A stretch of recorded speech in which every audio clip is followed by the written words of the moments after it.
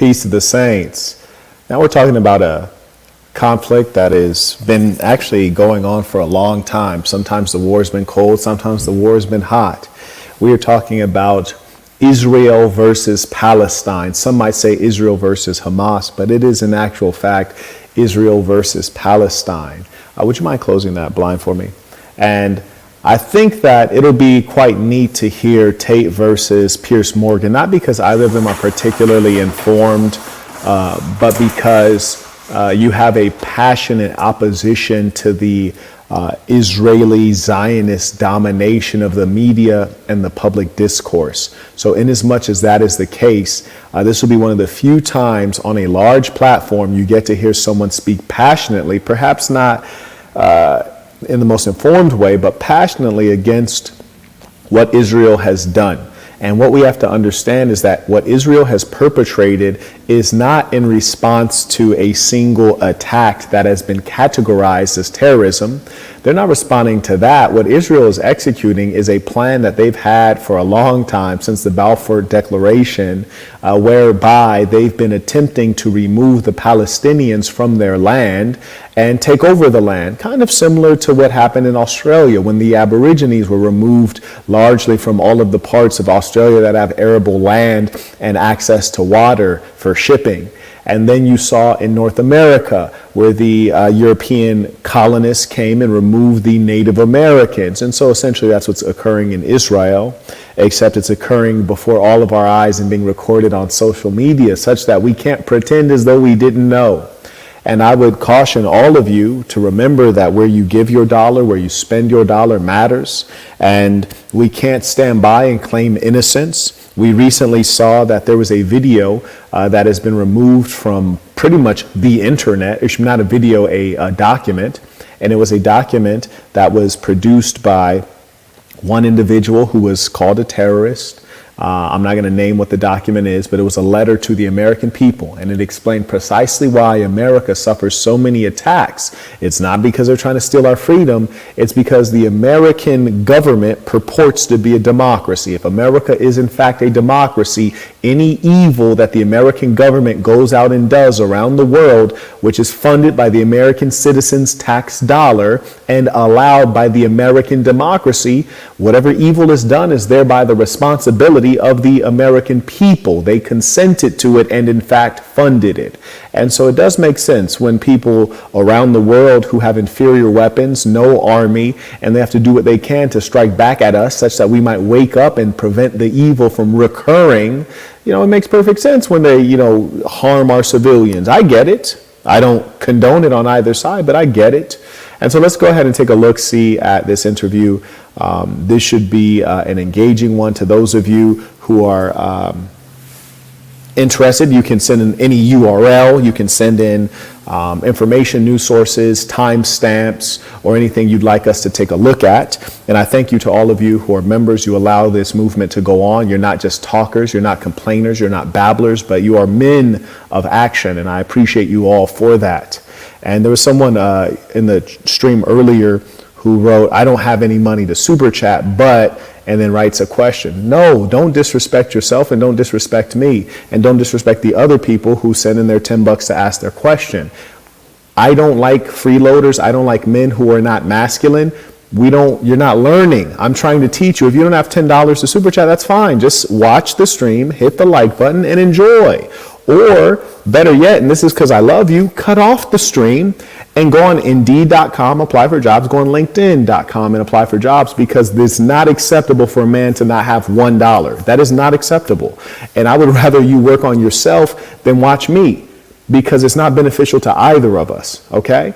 That's my real advice to people. As a man, respect hierarchy, respect your position, always try to improve your position, be honorable, stick to your word. These are the truths that we have to deal with as men. Carrying on. I want to turn to the war between Israel and Hamas in Gaza. What is your view of this war? I think when you call it a war, you're doing a disservice to the people who are having their limbs blown off by some of the most advanced technical weaponry on the planet. It is a genocide and it is disgusting. And it doesn't matter which... I agree with Tate here. It is not a war. It is indeed a genocide because one side is an army and the other side is just random people like you and I, also known as civilians. That's number one. Secondly, war, yes, war has to occur between two militaries, two armies. Wayne's intuition said peace to the saints. Peace to the saints. Shout out to Wayne, Sasson or nothing, you dig? And if you're not really a part of this, hey, it's exit stage left. You heard me, Sasson or nothing. Shout out to Andrew supporting the work as well. Side of the political spectrum you fall on. When you observe a genocide in front of your very eyes, you should be disgusted. Which side is waging genocide? That was the dumbest question on earth. So Piers is really playing dumb out here. Which side is waging genocide?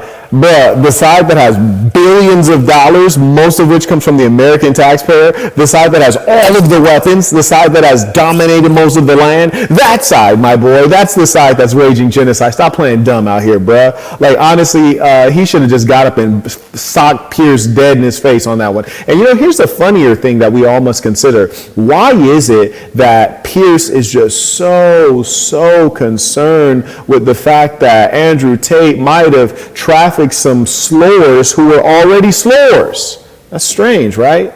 But somehow he is not bothered by the fact that perhaps there's a genocide going on and perhaps we in the West should be mindful of it because it'll make us less safe. And maybe we should save some of the children. Maybe, I mean, I don't know about the women. Hell, they want equal rights. Let them die. But definitely the children, right? Seems like he doesn't care at all. He's more concerned about Andrew Tate than he is about the Andrew Tate and Andrew Tate's crimes against a couple slurs than he is about this actual genocide. Isn't that funny to you? And that's one thing I would love to see Tate challenge him on. I've not seen this interview before. I'm watching it fresh with you. So maybe Tate does challenge him on that. I hope he does. But logic in a wise man's mind would dictate that you address that. I have fixed the game. If someone could let me know, I'd appreciate it. Shout out to Miles. He writes, "Peace to the saints. Saint, I want your opinion on whether my take on human nature is accurate. I'm starting to think that humans are only good and loyal under the right circumstances. As a worldwide businessman and former LA hustler that has been seen both the worst and best parts of human nature, is true." So when you say under the right circumstances, well, what are the right circumstances?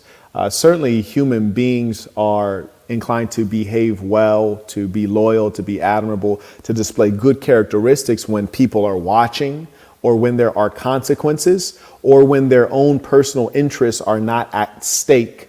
Very rarely will people do what is for the greater good. And that's precisely why 99.9% of the folks on YouTube are very clearly scammers. If you check back into their history, every effort they've made is to get attention and to get money. They've never done anything altruistic, like become a fireman or become a public school teacher or create a nonprofit or help people generally. They only seem to want to help people when they can get a super chat or when they can get paid for it. And this is also true of our political class. You look at the Rama Salami guy. This dude is very wealthy, but you can't track in his history and see any time he's put his hands into the soil to help the American citizen. He only seems to want to do it when he gets the prestige of the title of president. There are very few human beings you can track their background and see that consistently they were driven by something greater. They had a care for orphans. They had a true interest in public education, things like that. It is what it is. So yes, you're correct there. Cage writes, "Peace to the saints, for the brother that couldn't afford to pay for his question." And you know what? Low key, I don't even think we should be financing stuff like that. I'm gonna keep it real with you. Now notice how honest I am. You see, I'm telling you we shouldn't finance stuff like that. That means that I will get $7 less. I say $7 because this is about $10. Google takes 30%. That's why we try to use Cash App and PayPal. I will get $10 less. But still, I concede that we probably should not be financing such things, in as much as for a man to not have a single dollar that he can give, $1, you can send a super chat for 99 cents, right? Yeah, for a man to not have 99 cents, that speaks poorly of him. He might not actually be a good person. I'm not saying you need to be wealthy to be a good person, but if you don't have a dollar at this stage in life, you might not be a good person, because I'll tell you why. It is our vices that keep us from success. It is our laziness. It is all of our bad habits. Who can't get a minimum wage job? And so I want to protect you because you're a good-hearted person, you're kind, and you're saintly in nature, so you feel the instinct to help and to do good. But I can assure you that when you associate with those who are low, or you try to help people who are too low, it'll kind of end up hurting you in the long run. I'll tell you why. Because good people, we believe in reciprocity. We always give it back, you see. But people who are not good people, they never give it back. They're the takers in our world. They're the greedy in our world. I don't believe most of these people when they watch for years on end and they don't even have the decency to send in $1. I always regret when I help people like that. I meet people all the time when I'm out in Vegas or around the world. They say, hey, man, I've been listening to you for years. And, Bridget might be there and she's like, oh, well, what's your name? If Bridget ain't heard of you, you don't really support, because she handles all of our back office affairs. So she knows who buys the product. She knows who's a current member. She knows all of that. And I want you all to be the same way. Take a serious lens to people around you, because they don't really love you. Very few people love you. And I hope you guys checked out our last Sunday service. It was a great lecture on self-improvement and spirituality. And I can assure you, saints, there are not many of us in the leadership class. We must protect ourselves and protect our goodness and associate only with those who are like us. He came right back. Oh, he came right back. He said, I respect the wisdom. Saying absolutely. And it's just your kindness. But you see, that's why I say be around good people. When you're around good people, you can be kind indiscriminately, because it'll always come back. It's an investment. It's not a donation. It's an investment. But when you're kind to people who are not good people, it's like throwing money in the garbage. You heard me? Shout out to Tony, always supporting the work. He writes, peace of the saints. Thank you for your time. Indeed, I appreciate that. There's a few of these questions. It is a new segment. Yes, indeed. The Israelis are genociding the Palestinians, and you know it. My boy Tate said genociding. My boy done created a word. Shout out to him. He's serious as hell. Brody done forgot English. He's so mad. And the ball from UK, but I've been to UK. It's like their English isn't as good as it used to be. Cats be like 1, 2, free. What? 1, 2, free. That's how the English is in UK now. That might just be East London. Shout out to Noir supporting the work. Appreciate it. Shout out to the real ones. As well as everybody I don't else know does. that. Well, then it seems like your bosses are not allowing you to know it. What do you think of what I did on October the 7th? Why are you starting the story in the middle, I Piers? didn't. Piers is a phony, disgusting individual. And Piers is a representation of the decline of the white man. And I don't say this to be insulting. I say this just as a point of fact. The white man used to be very powerful in the world. He used to be very shrewd, in fact, ruthless, but certainly masculine. And the white male has been emasculated at such a level, but he did it to himself. Anytime you observe a situation where you have women who are running things, you have women who are ruling in the courts, a female judge, a female politician, you know that the society is in decline. China, it's run by a man, has been for a while and will be for a long time. It's a powerful country. What are the other powerful countries, Marquette? Russia, run by a man, has been and will be for a long time. What are the other powerful countries, Marquette? Iran, has been and will be run by a man. And then you see in the West, we've seen our decay occur over time.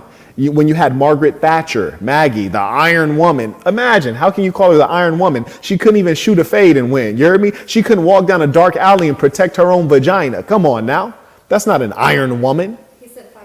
Shout out to Enzi. He writes, with the misinformation about the situation, how would one make sure what they are reading is factual? Surely even legit sources can manipulate. Oh, undoubtedly, and often it is by omission. You see, as Tate is pointing out to Piers Morgan, he's starting the conversation not at the beginning, which is to say, my grandmother, when she was born, there was no such country as Israel because it didn't exist, except in the imagination of those who wanted to take land, which is similar to the mentality that the Germans had during World War II. They called it Lebensraum, which is to say living space. They wanted to take living space from others. And you do that through the force of violence, through the force of arms. And I can assure you that almost all of the major media outlets are controlled by Zionists. And as a result, they are putting out propaganda that does not tell the entire story. It does not tell the fact that the people who purport to be Jews are in actual fact Europeans, which is to say they're white, which there's nothing wrong with that. But there's much wrong with claiming that you're from a place where you're not from solely so you can use that false narrative to then unseat others who have been entrenched there for a long time. That's a big no-no. If you have morals. And then secondly, we're not acknowledging that Britain, that is today the United Kingdom, major colonial power, used their colonial skill set to create the state of Israel. We're also not explaining that there have been many agreements for a two-state solution, which is to say one state Israel, one state Palestine. And truth be told, that's not a fair thing, because understand this. If you owned a home and someone came in as a guest for Airbnb, right? You own a 5-bedroom house. You rented out one of your bedrooms to someone as an Airbnb guest as a kindness, right? And then all of a sudden they want to expand to the other 4 bedrooms. And now you're in 1 bedroom, and that 1 bedroom you're in your own home is now under threat. And then the government comes in and says, hey, we'll give you a solution. It'll be a 2-owner solution. In your own home, you will occupy 1 of the bedrooms. And in your own home, these new guests will occupy 4 out of 5 bedrooms, while still threatening that they'll take that last bedroom from you when you actually own the home and have so historically. It was your father's home, and it was your father's father's home, and your great granddad's home, and all of your ancestors' home. And now you are under threat to be kicked out by force of violence and a whole like edifice of lies and propaganda, which here's the funny thing, most of the world does not believe. You go around the planet Earth, people consistently do not support the Zionist agenda. Whether you're going through Africa, they do not support it. Latin America, they do not support it. Of course, the Middle East doesn't. Asia does not. The only places that support it are the wicked and immoral nations, which are mostly the European nations and the West. And that was Rienzi. Shout out to Rienzi, I figured as much. And then on Cash App, Armand said happy holidays to me. Happy holidays indeed, Armand. I appreciate that. And thank you to all of the good people who watch me and support me, the honorable men who come in. You wipe your feet at the door. You hit the like button. Every now and then you send tuition. You guys are members. I appreciate you. I respect you. You're a part of this thing of ours. Assassin or nothing. Nobody else matters.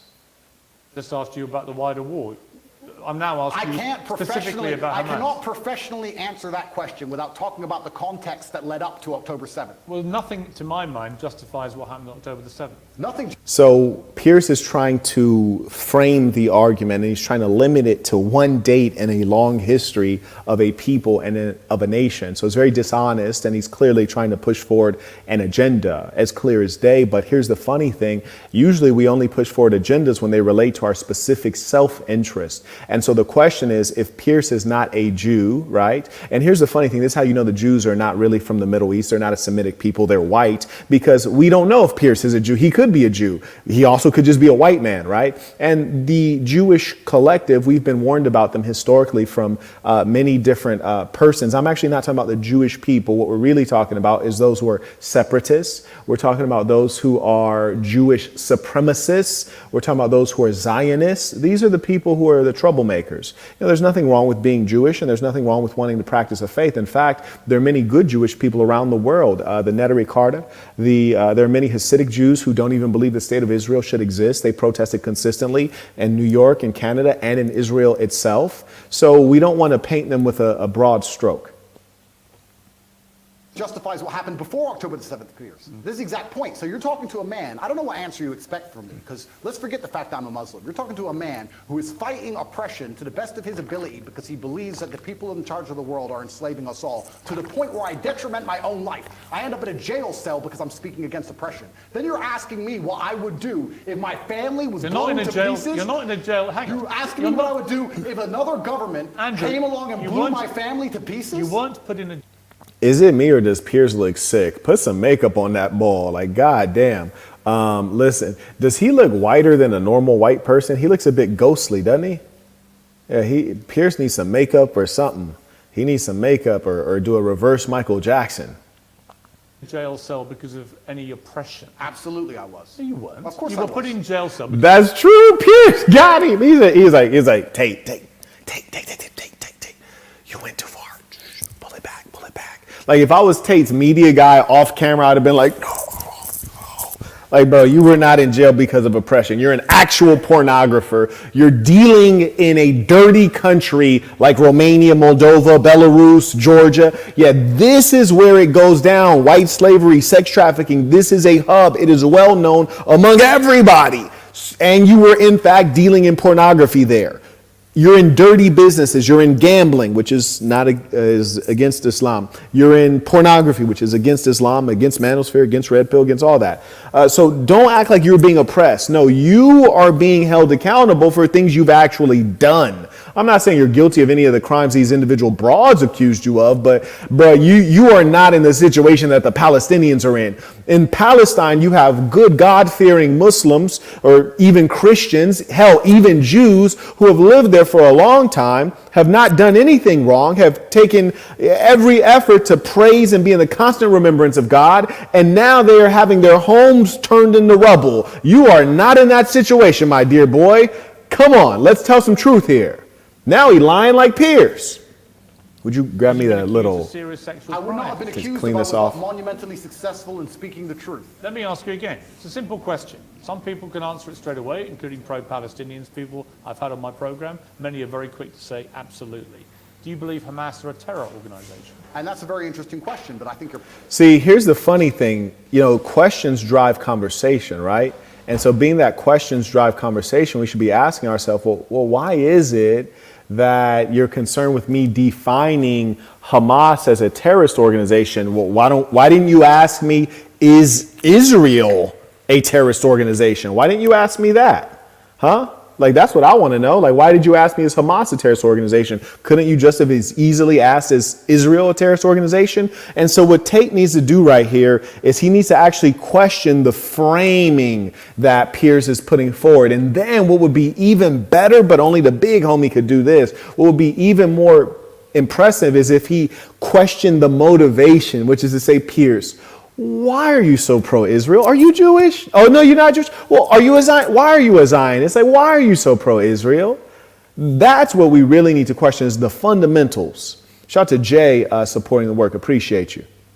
Shout out to the real ones. Shout out to the real men who stand up and pay what they owe. Shout out to the men who show love to those who show love to you. Peddling asininities. Well, just answer the question. Can somebody do me a favor? Google asininities and find out if it's a I know word. what it means. If it's not, make sure it's added to Webster or top Jews orders. Okay. Just, are they a terror group? Love it. You're peddling asininities because I'll tell you why, Piers. Oh, this boy, he's like, I know this ain't a word. I'm going to use it anyways. They say Tate is half black. Certainly he ain't half. He might be an octoroon, but there's some black in there because the blacks love to create words. You are. It's a simple question. That's like me asking. I'll tell you why I asked, because the UK, where you were born... Don't let him cut you off, my boy. And he's speaking in that soft-ass voice, so don't let him cut you off with that soft voice. The UK, where you were born... Now, don't let him cut you off. Bruh, you supposed to be an American, man. Come on now. America. Prescribes Hamas as a terror They organization. also prescribe me as dangerous to children in schools. Let me explain something. You're not prescribed as that. If I would sit here and say... No, actually, he is. For sure, he is. Carrying on. Is stealing wrong? And you'd say yes, and I go, but what if the person stealing is trying to feed their family, and if they don't, their family are going to die? Is it still wrong? You're trying to take a Yes, it is still wrong, actually, but carrying on. very nuanced and complicated argument and reduce it down to one sentence, which is failure. You're trying to equate stealing with a mob of terrorists breaking over a border. See, I've analyzed Piers and Tate before, and I remember the very first time they went at one another, I conceded, to my disappointment that Tate took an L. And in this situation, we see that the media training and the experience of a Piers Morgan, it's a factor. As men, as individual men, Piers Morgan does not have the force of character that an Andrew Tate has, but skill matters. You see, let's say Tate has talent and Piers has skill, and skill is allowing Piers to pin down Tate right now. And Tate is taking on some real shots because the reality is that he's allowed Piers to overtalk him successfully, and he's allowed Piers to create frames within the argument such that we can't discuss what preceded what has been categorized as a terrorist attack. We can't assess the initial happening. And what I mean is this: if I start watching a fist fight or not even a fist fight, if I start watching two men and then I see the black guy punch the white guy and I say, what's wrong with this black guy? He just punched the white guy for no reason. But if I would have started watching 2 minutes earlier and I saw the white guy walk up and slap the black guy's daughter, and then the black guy walked up to start talking like, hey, why'd you do that? And then he hauled off and punched him. Well, then I'd have a fuller understanding and I could be more accurate rather than taking that one clip out of context. And Piers is trying to force Tate to speak within a specific frame, and he's actually doing it quite effectively. And a part of that is the strategy of asking questions and over talking him and repeating questions. And Tate is, rather than answer the questions, you need to counter with a question. Rather than answer the question, you need to push out your agenda. So if someone asks you, what color is the sky? You don't have to respond and say blue. If they say, what color is the sky? You might say, that's a good question. I'm going to get to that right after I explain to you what color the earth is. We need to know what color the earth is because it turns out that we're standing right here in the earth and the sky is quite far away. So let me address the earth, and then boom, you go ahead and push your agenda. So Tate is not quite good at that, and his analogies are a bit off. He excels in emotion and the power of speech, but the logic is in lack. And the ability to really tango intellectually with a proper journalist such as Piers Morgan, who's not great at journalism and reporting objectively, but he's excellent at pushing propaganda, and he's doing that very effectively. Shout out to Blake. He writes, hello, Marquette. I'm considering getting into tech. Which jobs would you recommend? I recommend cybersecurity as the most fascinating track. And second to that would be fintech. He writes, sales, engineering, sales tech, coding, peace of the saints. Well, coding requires you to be very attentive to detail. You added an E at the end of my name, so you might not be attentive to detail because coding can be very frustrating because you have to deal with bugs. It's a tedious process, and often you work in isolation, and so you might not have the personality for coding. I can code, but I don't like coding, and I'm aware of that, and that's an important thing to know when managing your happiness for a career, because a career is a marathon, not a sprint. So in as much as that's the case, I would probably recommend against coding. And secondly, sales, I would not recommend sales, but business development is a higher level thing, and business development has less pressure and more payoff. So what you really want to search for are business development roles in the cybersecurity industry or in the financial technology industry. And fintech is an emerging space. There's a lot of small players. And in as much as that's the case, I'd much rather not work with small players. I want to work with fintech companies that are connected to big banks. So big banks or cybersecurity. Carrying on. Oh, and mind you, if anyone disagrees, someone wrote that they disagree. Well, if you have $10, then go ahead and send it in. I'll let you come on and explain your disagreement. If you don't have $10, you are not worthy of disagreeing because you have greater priorities in life than being on YouTube right now. Going to peaceful... Is that what Israel did? Wait a minute. A mob of terrorists breaking over Let me borders finish. and killing people. Is that what Israel did? Going through a border on October the 7th. Oh, October the 7th. Massacring young people at a festival, massacring families in their homes in a kibbutz, setting fire to them, cutting their heads off, killing babies. Oh, killing 40 babies, that was true. Well, fine. Were the babies vaccinated? Why are you being flippant? I'm not being flippant. The point I am I making... don't find that funny. No, but the point I am making is that the media lies, firstly. No, Secondly... I can ask you about different things. I just dropped the link to the communications course. I am the best communicator on the entire planet Earth. And Michael, you're right. You just inspired me to drop that link because people need it. You dig? Send it to Tate as well. Send it to Piers Morgan as well. I think Tate was very funny here, and he may have been able to effectively engage a red herring, which is to say a distraction. He says, were the babies vaccinated? That was funny as hell. I personally enjoyed that. I don't know how people on set didn't start laughing, but Piers is clearly pushing out propaganda, and Tate is actually getting emotionally wrapped into Piers's arguments, and so he's not able to stand back rationally and challenge Piers's foundation, which is to say, well, Piers, what is motivating you to put out this perspective and this propaganda? And then secondly, Piers, if you're concerned about babies dying, do Palestinian babies have as much value as Jewish babies?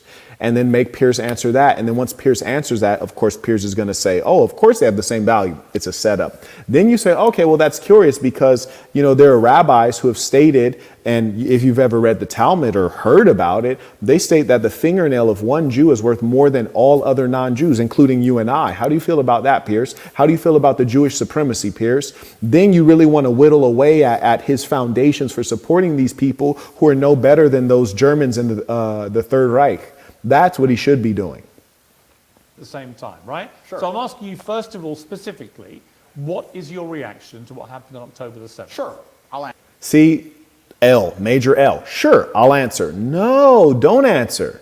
And also, why have you never countered question? You're in a dialogue here. You guys are sitting across from each other, taking on a dialogue. But more importantly, just because he asks a question doesn't mean you have to answer a question. You know, black guys know this instinctively. You're me, your girl be like, where were you at last night? You'd be like, you feel me? You about to go left with that. So the point is that because he asked you the question, you don't have to answer it. And more importantly, that's not the beginning of the whole story. The story is very needed. So take it to the beginning and say, well, Piers, better question than what do I feel about that attack? The question is, well, why did that attack occur? Do you know, Piers? Oh, you don't know? Well, let me answer that question. Let me tell you why Hamas attacked. Oh, better yet, let me tell you why Hamas exists. Why is there a such thing as Hamas, Piers? And then you start getting into that background that's really going to build out your argument and provide the flesh. Because right now he's just giving the bones. Put some flesh on the body and then let the body of that argument move forward more powerfully. But only the big homie can do that. Answer the question professionally. I do not condone the loss of human life on either side. I think anybody doing anything which directly damages civilians is disgusting and abhorrent. However, I would be an amateur if I could not sit and pretend I do not understand the motivations behind either side. This is not even me taking a side. I understand why Israel is doing what it's doing. I understand why Palestine is doing what it is doing. However, I still call the Israeli actions absolutely abhorrent and genocidal. Okay, we're going to come to Israel's actions. Now, here's the funny thing. You see Piers just change the topic again. So as soon as Brody starts getting cooking, Piers says, okay, we're going to come to that. But while you're getting cooking, let's get on something else you're not cooking on. And so it's like as soon as he starts warming up, Piers throws water on him. And the worst thing about it is he allows it. And that's precisely why those who are truly observant can see that, no, he's not winning the debate. He's actually being outmaneuvered. And this is like in boxing. It's like, so Tate is a guy throwing hard punches, and then Piers is Floyd Mayweather just stepping to the side, and the punch just slides by centimeters. And people who are amateurs to the fine sport of boxing, they look and they're like, oh, he hit him. It's like, no, the punch almost hit him, but it ain't hit him. Brody is crafty, and Piers is a real crafty old bird. Promise you, we will ask that question specifically. But in terms of what Hamas... Wow. So now Piers is taking control of the discussion again. And he made a promise, which is fictitious. I wouldn't trust this guy making a promise. I wouldn't trust either two of these guys making a promise. Neither of them have honesty or integrity as a core competency. But what he did is he said, we'll address that later. Why not now? We're literally talking about it now. What logic does it make to push it off to later, except that I've started upon a meaningful argument. And when you're dealing with an argument that is less popular, you need time for elaboration. If I were to say Hamas are terrorists, I don't need to elaborate because that's in the mainstream mind. But if I were to say, why does Hamas exist? Most people don't know the foggiest reason as to why they exist, so I need time to elaborate. So Piers cutting him off on a consistent basis makes it impossible for him to establish novel ideas. And truth be told, Tate is not the most articulate person. He can be passionate, but he's not very articulate, so he's not a master of concision such that he can lay out these arguments within the soundbite time frame that Piers is allowing him. And the problem is you can never dominate when you're doing what you're allowed to do rather than what you want to do, which is what a real boss does. Carrying on. Did on October the 7th.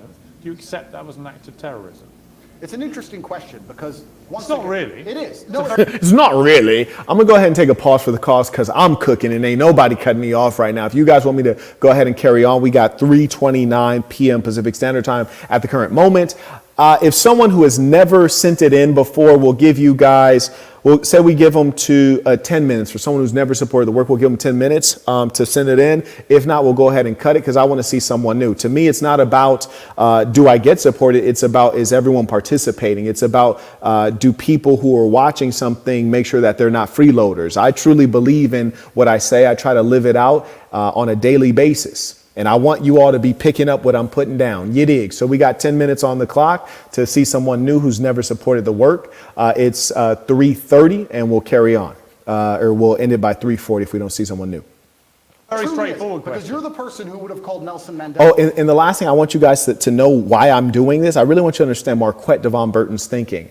I want you to understand because as a real man, you see our society starts to decay and crash when good men are always sitting back like someone else will do it. He's not talking to me. Someone else will do it.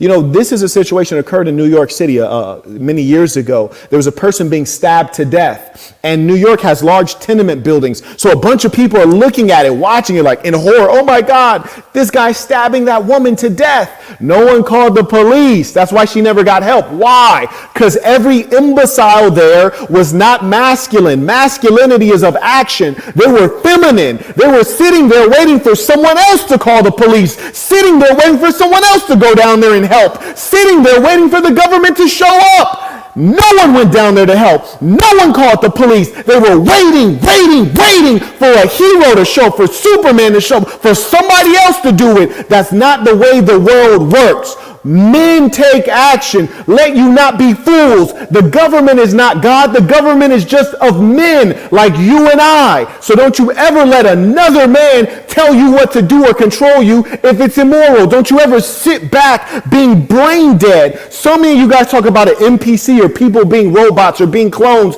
You guys are clones and don't even know it. You're sitting and not doing anything in life. You're letting the world burn, but complaining about there being a matriarchy and women controlling things. Well, then step up, buddy. Then do something, buddy. We talk negatively about terrorists, but God damn it, at a certain level, you got to admire, because when we talk about David and Goliath, the true Goliath is America.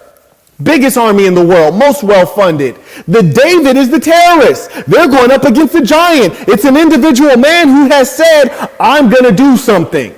Even though the odds are against me, I'm going to do something. And then we look at men who sit in comfort in the Western world and do nothing.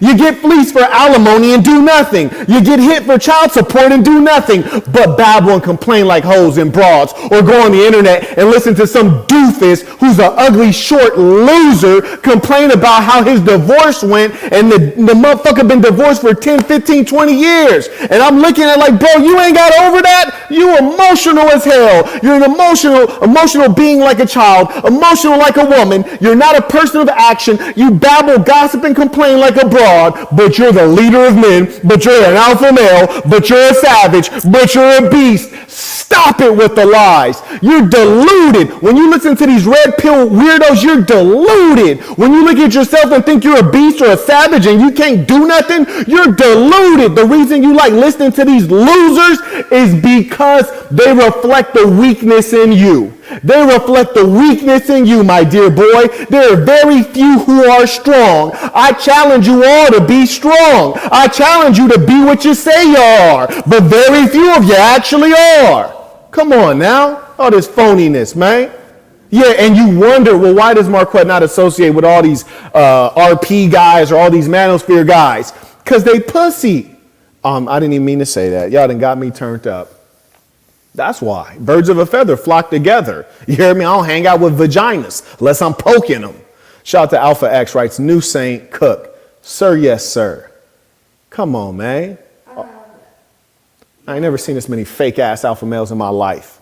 Fake-ass people don't ever take no action. Good Lord. I don't have $1.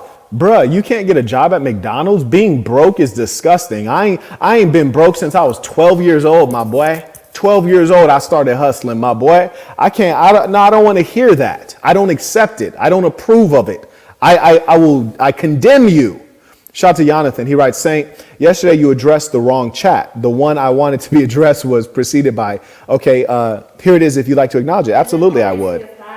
So I think what I'm saying is being suppressed. It's being suppressed by Google. You, sir, are being censored. by the Google Corporation, which owns YouTube. So I did not miss it. It's being censored right now. I don't see it. You don't see it either. So send it into the email right there.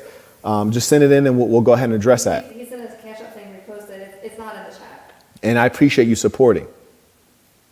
Terrorist while he was still in jail, and one person's terrorist is another person's freedom fighter. I wouldn't For have me to thought of answer that. the question, yes, you would have. For me to answer the question, I have to be very professional, Piers. For me to sit on the outside in Romania with no personal involvement in Israel-Palestine, it's easy for me to say, yes, it was an act of terror. However, if I was in Gaza, if I was in an open-air prison, if my family had been annihilated by bombs from the sky, if everybody I knew had suffered the loss of a loved one, if I had no chance of any kind of freedom or democracy or standard of life.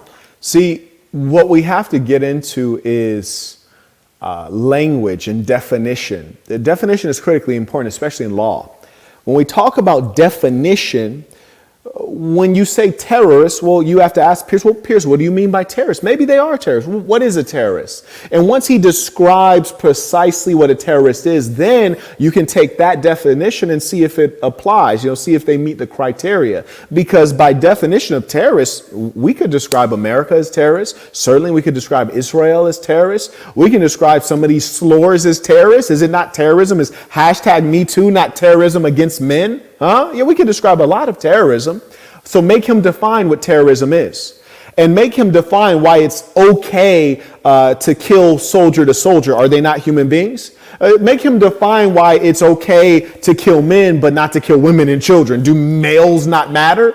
At what point does a boy become okay to kill? Once he turns 18, it's okay to kill him? Make him break these things down. It is the truly sophisticated mind that will understand how to engage in Socratic questioning to pick apart the arguments of others. This is child's play. This is child's play. Easy work. Shout to Mevi. He writes, appreciate the content. Keep cooking. Sir, yes, sir. And you can address this just because it's a question about the video. What happened to the video of you cooking sharp?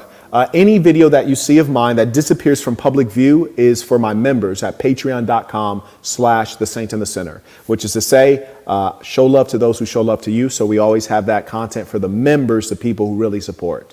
And for those who don't support, we still have probably by now 1,000 free videos that you can engage in that will help you improve your life and stop making excuses. In respect, he came back. And I'm not talking about him when I say excuses. I'm talking about some of these other suckers. He writes, I read it was 10 and up. Got you. Yes. Did your homies ask you to take down? No. Carrying on. Peace of the saints, indeed. Thank you, Bearfield. And yes, absolutely. Thank you, Bearfield. Would I believe it was an act of terror, or would I believe it's an act of resistance against oppression? You have to be very careful how you answer these questions. So what do you think? I think I understand what happens when you take people and put them in such an inhumane condition. For anybody to sit and say that you're going to take people and put them in absolutely inhumane conditions and give them no standard of life, and they're not allowed to ever fight back. Tate has some meaningful points here. I'd be thankful if he could include some more of the historical context, because I think those who are ignorant and uninformed would be, are perhaps moved by his emotions, certainly, because human beings are emotional more than anything.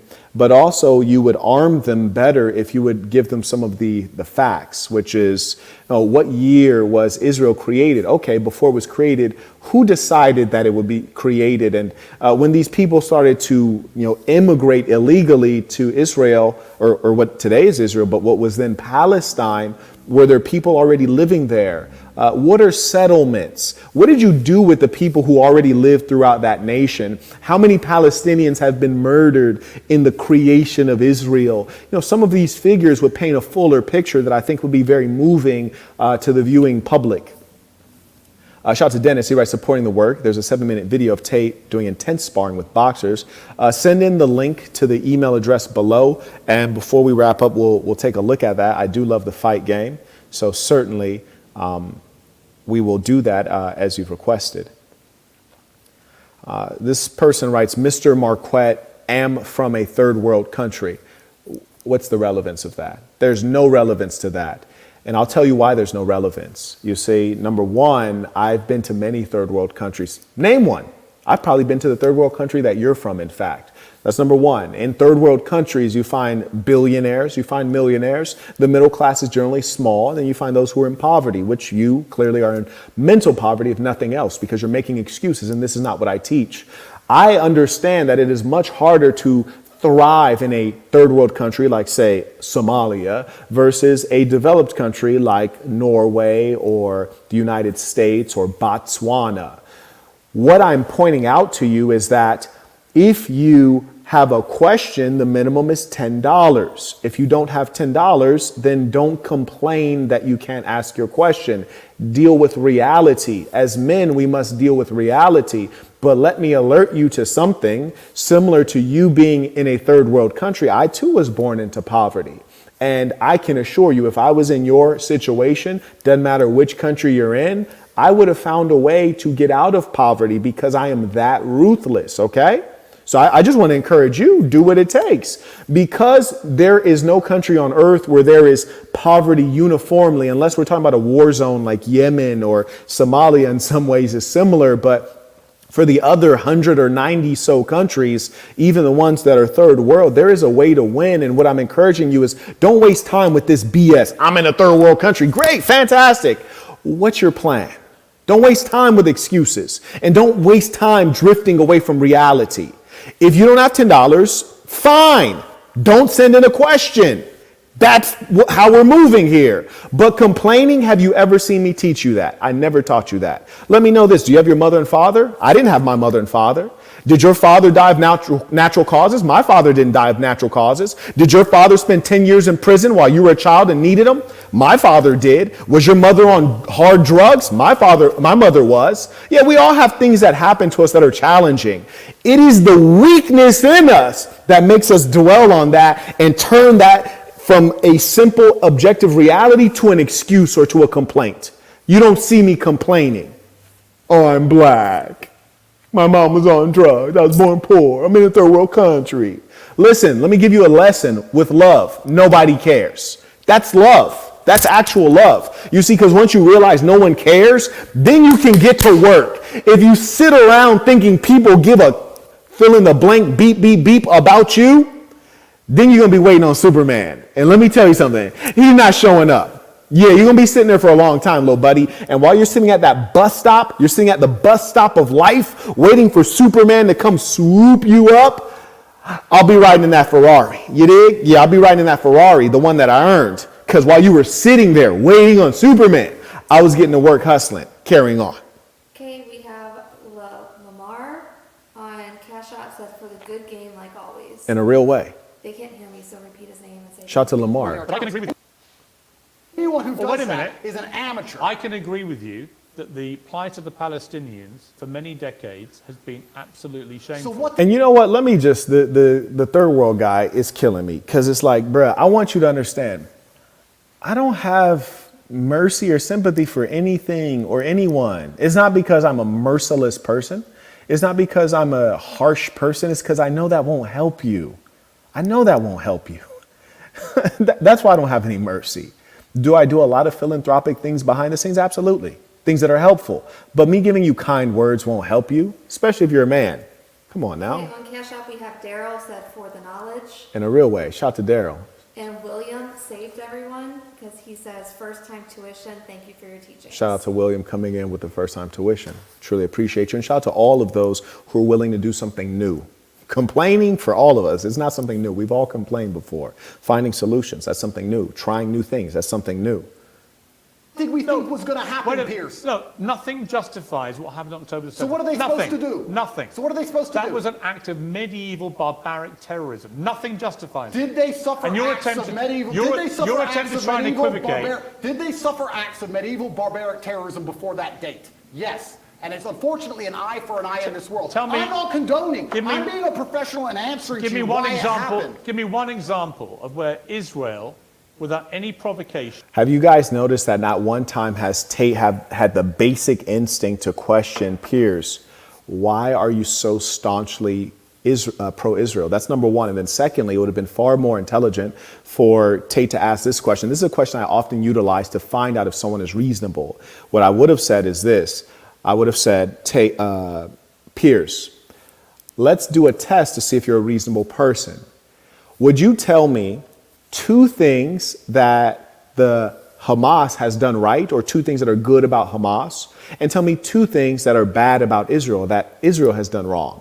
2 pro-Hamas things and 2 anti-Israel things, or cons on the Israel side, just to see if he can even think that far and be objective. And when he failed to do so, I would see, there's your example. You can't think objectively, so we can't trust you. And what kind of journalist are you? Because you're supposed to report on the news, report on current events. You're not supposed to create narratives and create stories. Why are you so staunchly trying to brainwash us? You are the devil, my dear boy. Shout out to Help People. Writes, in 30 years, 30 years too old to be a player and start working out? No, not at all. Especially if you plan on living a long life.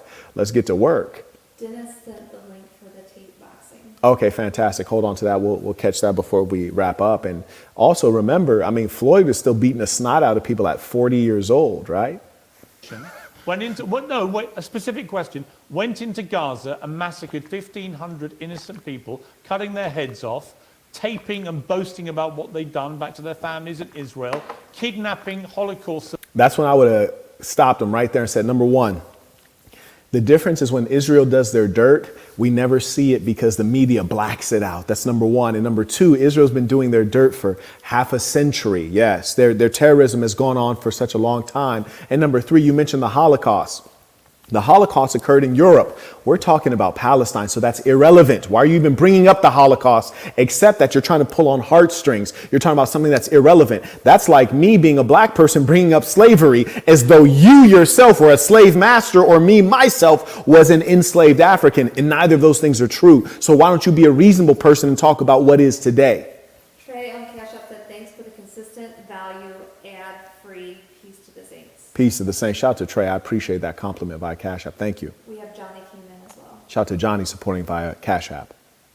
Survivors, bringing them, they wouldn't of course done that naked, kidnapping old grandmothers and bringing them back to Israel, kidnapping babies, kidnapping children. When has Israel actually gone in and done something of the scale of October the 7th? There's literally endless examples of that. So Piers Morgan made a major mistake. He mentioned scale.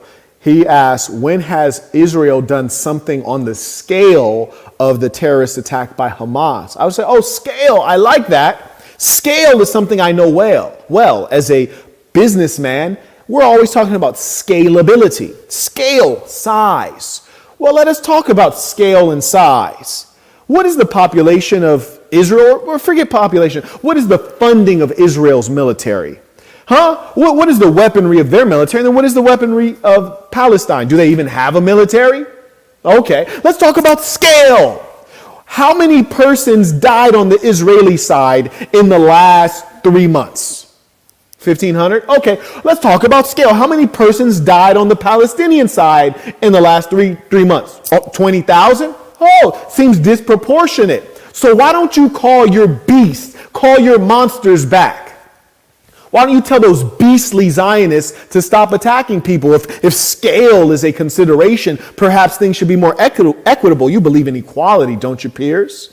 Is what's happening fair? Would you say that the atrocities should stop now, Piers? Because there was an initial attack on Israel. We acknowledge that was an attack. 1,500 people, let's say they died. That's an overestimation. I'm ruling in your favor. And then they go and kill 20,000 as retribution.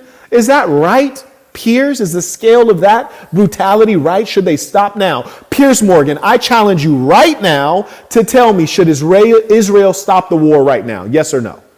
And then I would just make them answer that. Yes or no? Should Israel stop their genocide? And I use the word genocide. Yes or no? And then when he said no, I say, okay, you agree with genocide. Yeah, pin him down. Shout out to Banks. He writes, I like to work my way up to be part of the assassin. What can I do to get in? Well, the first thing is mentality. This is the gentleman who had the question, the note earlier about being in the... Someone else, I think. This is not the guy who said I'm in the third world? I'm not sure. Okay, but either way, the number one thing is get your mind together. We don't want to grow a huge organization. We want to have an elite organization. So when you look at the film 300, they had 300 killers. They didn't have 300 softies. They didn't have 300 men. They had 300 elite killers. And that is what we are composed of. So get your mind right, really get that ism together, live it out, live in our way, and get your membership. go through new member orientation, and then let's carry on from there. Once you do the member orientation, you get access to the Discord and you get to interact with the other people on a daily basis. Absolutely. That's right. Carry on. There's a super chat. Give me one. In 20, Okay, go ahead.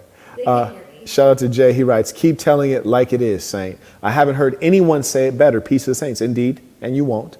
Robert writes, thank you for the education. And St. My Mike pleasure. wants to know this is Robert's first super chat. Oh, really? Yes. And shout out to Saint White. He is confirmed. Also, shout out to all the confirmed saints. Shout out to Marcos.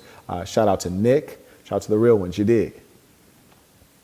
2014, they were bombing civilians. Give me- And no, you no. know what, Piers? Let me tell you something. I'm not talking an about. expert. No, I'm not let me talking answer. about what they would Let me- categorise as retaliation for rocket strikes. And there's an arguable point, as there is, for example, I'm vehemently against the expansion of the settlements on the Western because you're concerned about upsetting people in Palestine. Is that the case? Let me go back to my first point when I said you're peddling asininities. The reason I said that is because to look at a situation. Yo, did anyone find out if that's a word? I'm going to go ahead and put my money down that that's not a word. But shout out to Brody.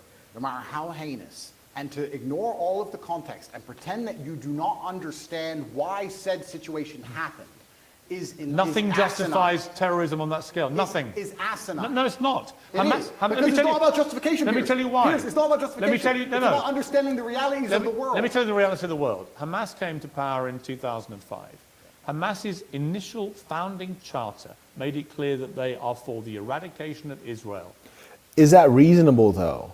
I mean, he says it as though the eradication of Israel is an unreasonable concept. It's completely reasonable considering that Palestine was a nation state unto itself, and then Israel imposed itself as a colonial power. We've seen peoples removed from lands that are not their own before. Shout out to the greatest African on earth, Robert Mugabe of Zimbabwe. Yes, indeed. And he didn't do this through violence.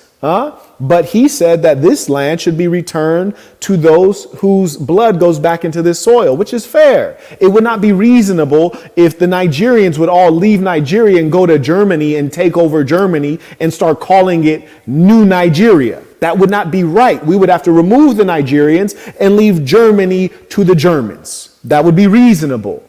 And so Piers is suggesting that it is not okay to right a wrong. Piers is almost saying, you know, if I have this iPhone and it's my iPhone and then you come and steal it from me, that I can't steal it back. When I steal it back, it's theft. No, when I steal it back, that's not stealing. That's me taking it back because I'm the rightful owner. Piers is acting like just because you stole my cell phone and held on to it for 30 years, now it's yours. No, it's still mine. And we shall seek something called justice. And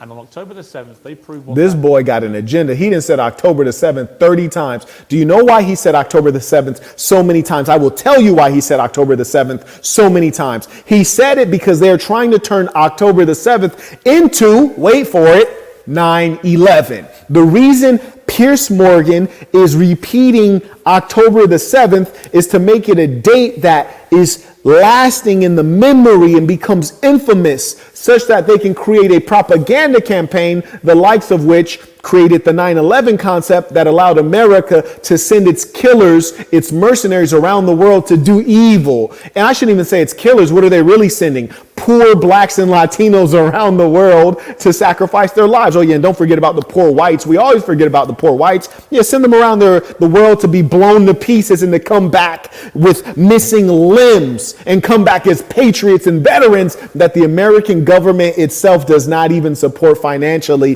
They have mental health issues, and then what do when they're released back into the general population? Well, they end up committing crimes. You can't watch a Forensic Files. You can't watch 10 episodes on a true crime series without hearing, oh yeah, this guy's a former Marine, this guy's a former this or that, armed services, and he has PTSD, and then he ends up killing the people he supposedly is supposed to protect, the ones whose freedom he fought for. But the truth is they're never fighting for our freedom. They're fighting to open up markets for the plutocrats that run our society. The military, the government in America operates to open up foreign markets. The governments of the world are gangs. They're composed of men, not of gods. Let us know that. Daryl came in on Cash App. He said, keep the game going. Peace to the saints. Peace of the Saints. We'll keep it going as long as folks support it. And I thank you, Daryl, for supporting the work. That means is they will kill every Jew they can get their hands on.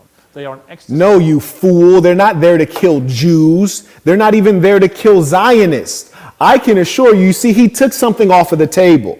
He took off the table the possibility of the settlers, the colonials, from leaving that land. That's a possibility, just like there were some colonials in Zimbabwe who voluntarily left. There's still many who stayed. There are also colonials in India who left.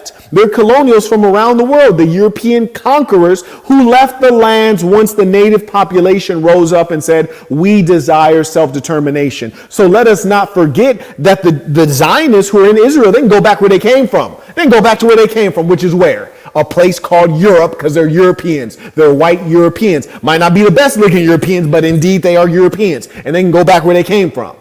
They don't need to stay there and die. They can voluntarily leave, just like they voluntarily showed up.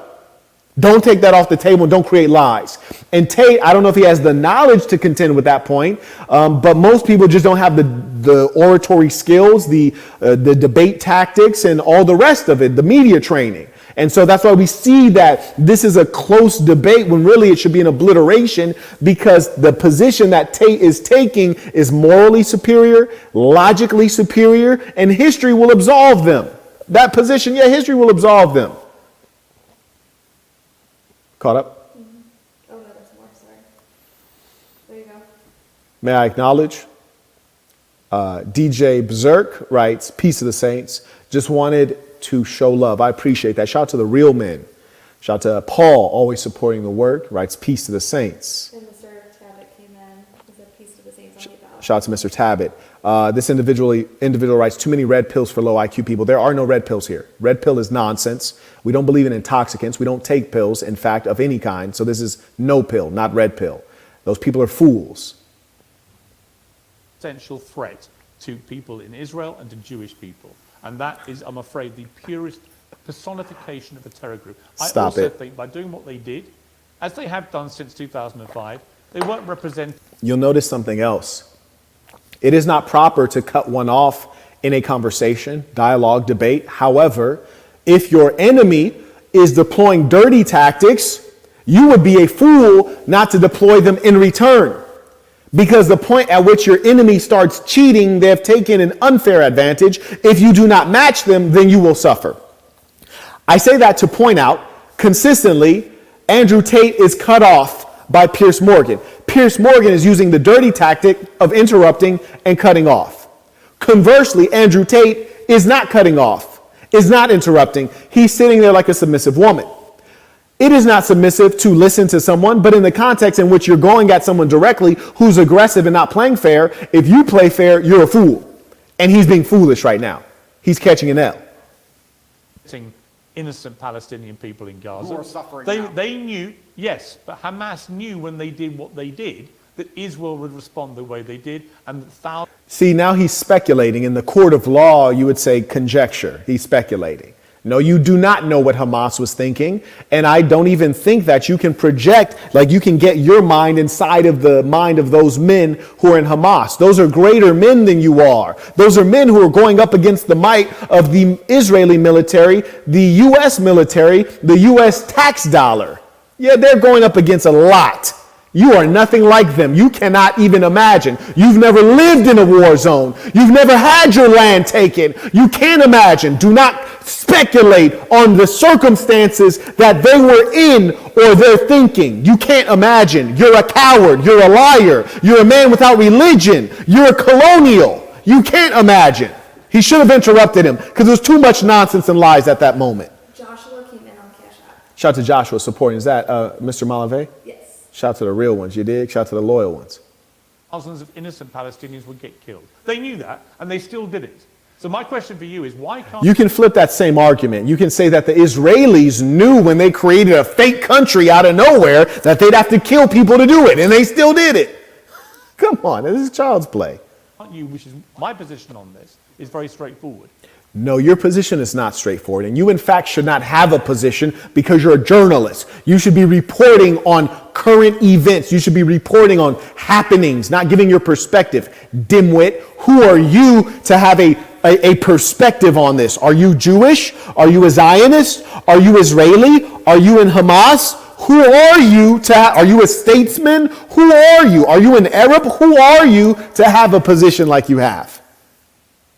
What Hamas did was an act of terror, an absolutely despicable act of terror. How many times is he going to repeat that? And how many times is he going to say October 7th? Stop it. It doesn't even have the ring of 9/11. Or does 9/11 have a ring because they've said it a billion times? I think probably that part. Should be called exactly what it is. And they are now demonstrably a terrorist group. That is why they were right. What Hamas, not a terror group. I think they're going to retaliate. They're not a terror group. One team's terrorist is another Okay, we're team's now up freedom to about fighter. 8. Are they a terror group? And also, another thing I want to make clear to you, Piers. Only You'll notice consistently Piers has pinned him down with questions. This is the second time he's asked him, is Hamas a terror group? But notice Tate has never said, is Israel a terror group? Is the creation of Israel a colonial creation? Was that terror that was used to create Israel and maintain it? He's never even asked, well, why does America spend all of their budget on Israel while being in tremendous debt? What safety does Israel provide to Americans? The chief terrorist against America specifically stated that we attack America because you're the piggy bank of Israel. So I think Tate's limited knowledge in history, geopolitics, is not allowing him to really, there's a number of limitations that are preventing him from contending with Piers. But that's precisely why he's the one that's there to contend with Piers. They don't have me there to contend with Piers because I show up in a proper suit and then I obliterate him intellectually and in terms of oratory skills as well and debate tactics. And so that's not something they want to see. So they put in Andrew Tate because he's popular, but he's a big target, and you get to see them line up this big, strong, masculine man and get beat down by a guy who represents the matriarchy, a guy who represents the matrix, the establishment, and all of the bad things in the society. You get to see this guy triumph over the big, strong person who's supposed to represent the people. Melvin came in on Cash App. It says, have been feeling weak, being CONT by my wick mind. Help. Don't read that so slowly. You can just show me next time.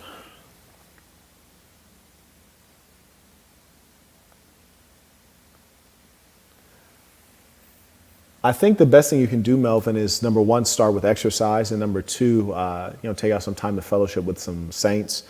Maybe encourage some folks to hop on an audio call, some folks in the Discord, but a little bit of prayer and meditation, definitely some exercise, start off the morning, write some goals, make some good progress, just inching forward, identify what the problem is, and get to work on that.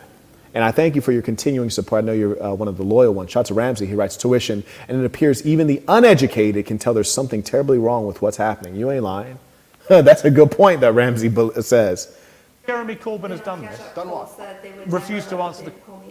You said what? Cole said they would never let the big homie on. Right, but at some point it's going to be such that we don't need to go on the platform, because wherein the online nerds, they excel in marketing schemes and all these silly things that dumb people on YouTube like to watch, like these spoof videos and these fake fights and all the nonsense. We're engaging in organization, and we will be so organized such that if we want to go on Piers, we'll call in Piers and say, Piers, the saint and the sinner has summoned you. You have 2 days to report and show up. And if you don't, there'll be problems. And Caleb came in on Cash App with $50. Baller alert. Is that the first baller that's came in? Yeah. Wow, that's crazy. Shout out to the ballers. Shout out to Caleb. He didn't came in and let them know what it And he is. said tuition. Shout out to the real ones. Question. I think that what they are doing is seemingly deemed an act of terror by the people that the terror... Don't use weaselly words. They're not weaselly. Of course the Israelis think they're a terror group, and of course the Palestinians think they're freedom fighters. It's stupid that you're asking the question. Most of the civilized world thinks they're a terror group. That's a lie. Even the voting in the UN does not support that. And I don't think that Tate is able to articulate that. But the voting in the UN clearly shows that, no, the much of the world supports Palestine. So when you say the civilized world, well, what do you mean? Why is there a modifier on civilized world? Why don't you just say most countries? Well, you can't say most countries. Why don't you say most people? You can't say most people because the overwhelming majority of people side with Palestine. They realize what's going on. This is old world European colonialism, and no one ever supported European colonialism except Europeans. And in fact, let me clarify, not Europeans, the Europeans at the top. The rulers, the Kaisers, the czars, the elite, the moneyed and propertied class of Europeans. Everyday Europeans weren't benefiting from colonialism, so it's like, what do they care, right? The only thing that affected their life in terms of colonialism is the fact that their sons and children had to go and die for the colonial cause, which is to say, the wealth of other men. You know, every time you observe a war, generally speaking, 9 out of 9, it's a rich man's cause. You know, you rarely find wars fought for just ends. Caught up? It's not difficult. What they did was an act of terrorism. And I think that if Israel continues to conduct acts of terrorism on the Palestinian people, they're going to do nothing but strengthen the reaction. May I acknowledge, Rigo comes in by super chat, writes, I would like to strengthen my knowledge on history and geopolitics. Do you have any sources that would provide more nuanced information? Yes. So you want to start with history, of course, right? And if you are to start with history, some of the best commentators on history, I have their books on my Amazon book list. So I don't want to go through and name all of them, but let me just make sure that the one I'm thinking of right now is actually there. So I'm just going to go ahead and confirm there's one particular book, which I think is a great starting point. But I also want to caution you, I don't recommend that any of you become experts on geopolitics and history. And I'll tell you why. It doesn't pay. Number one thing I advise you to do is figure out how to get paid and leave all this other stuff, let that go. Figure out how to get paid out here. Having knowledge is fantastic, but having money is better. So I'm just going through my book list. I want to make sure the one that I recommend the most as a starting point. Yep, it's here. In fact, I clicked the book list. It's the second one listed. The author of this particular book, his name starts with an N as in Nancy. The book is red. And so when you go to my book list, you will see that listed at the top. That's a great place to start in terms of getting in a framework. And I'll just post the link right there.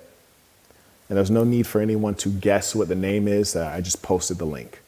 Michael came in on Cash App, said tuition, thanks for the game. Absolutely. Thank you for the support, Michael.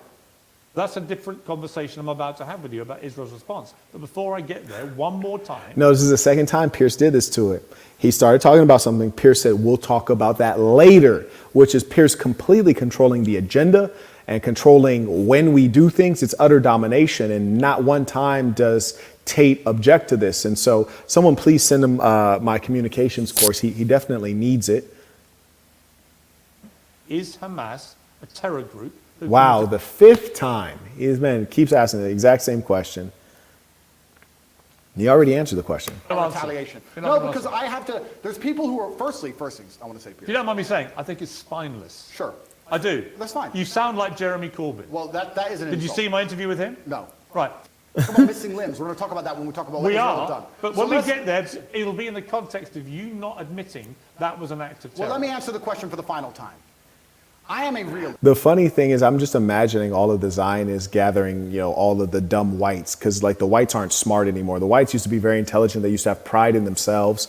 Now they're idiots and they're controlled by the Zionists. And yes, the Zionists are also whites, but it's a particular subgroup, right? It's an ethnicity. But the white Anglo-Saxons, they're not what they used to be. The Germans, they're not what they used to be. Now they're just controlled by the Zionists in the same way that the blacks were controlled by the white Anglo-Saxon Protestants. It's like the white man is the new N-word in as much as they're not strong here. They're just basically bodies carrying out the orders of those who are greater than them. It's sad to see such a tremendous fall, but I'm imagining, the Zionists getting together and bringing in all of the whites who carry out their bidding and, hey, Piers, make sure that you say October 7th 30 times. Make sure that you get him to say that Hamas is a terrorist group and just focus on those two things. And then Piers is like, sir, yes, sir, sir, yes, sir, yes, sir, sir, yes, sir.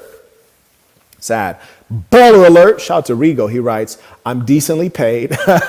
Beautiful thing. Thank you very much for your insight. Absolutely appreciate the support, saying. And as a realist, sometimes you do not come to the conclusion of labeling good guys and bad guys. The world is not black and Oh, white. Hamas are bad guys. No, the world is not black and white. The world is actually very gray. Anybody who sits and thinks there's Nothing clearly a gray good about guy, what- there's nothing and gray clearly a about good what guy Hamas and did. clearly a bad guy does not understand how the world works. And as a realist, what you do is you look at scenarios and you understand why they happen, how unfortunate they are, how unfortunate the loss of human life is, how civilians die on both sides. Russia illegally invaded a sovereign democratic country and has committed a barbaric rampage trying to seize a... See, I would have roasted him right now. He said Russia invaded a sovereign country. I would say, okay, Piers, when there was Palestine and no Israel, before Israel existed, did the British invade a sovereign country? Did the Zionists who created Israel in what was Palestine at that time, did they invade a sovereign country? Do not talk about sovereignty when you yourself don't respect sovereignty. If you respected sovereignty, you would say that Israel as a country should not exist because the sovereign country of Palestine should be there. You don't believe in sovereignty, little buddy. Shout out to Help People says, Pierce is a bum in a real way. He only debates social media stars. Talk to me. The Zionists are rubbing their hands like Birdman behind the scenes. Oh, in a real way. In a real way. They're stateless people.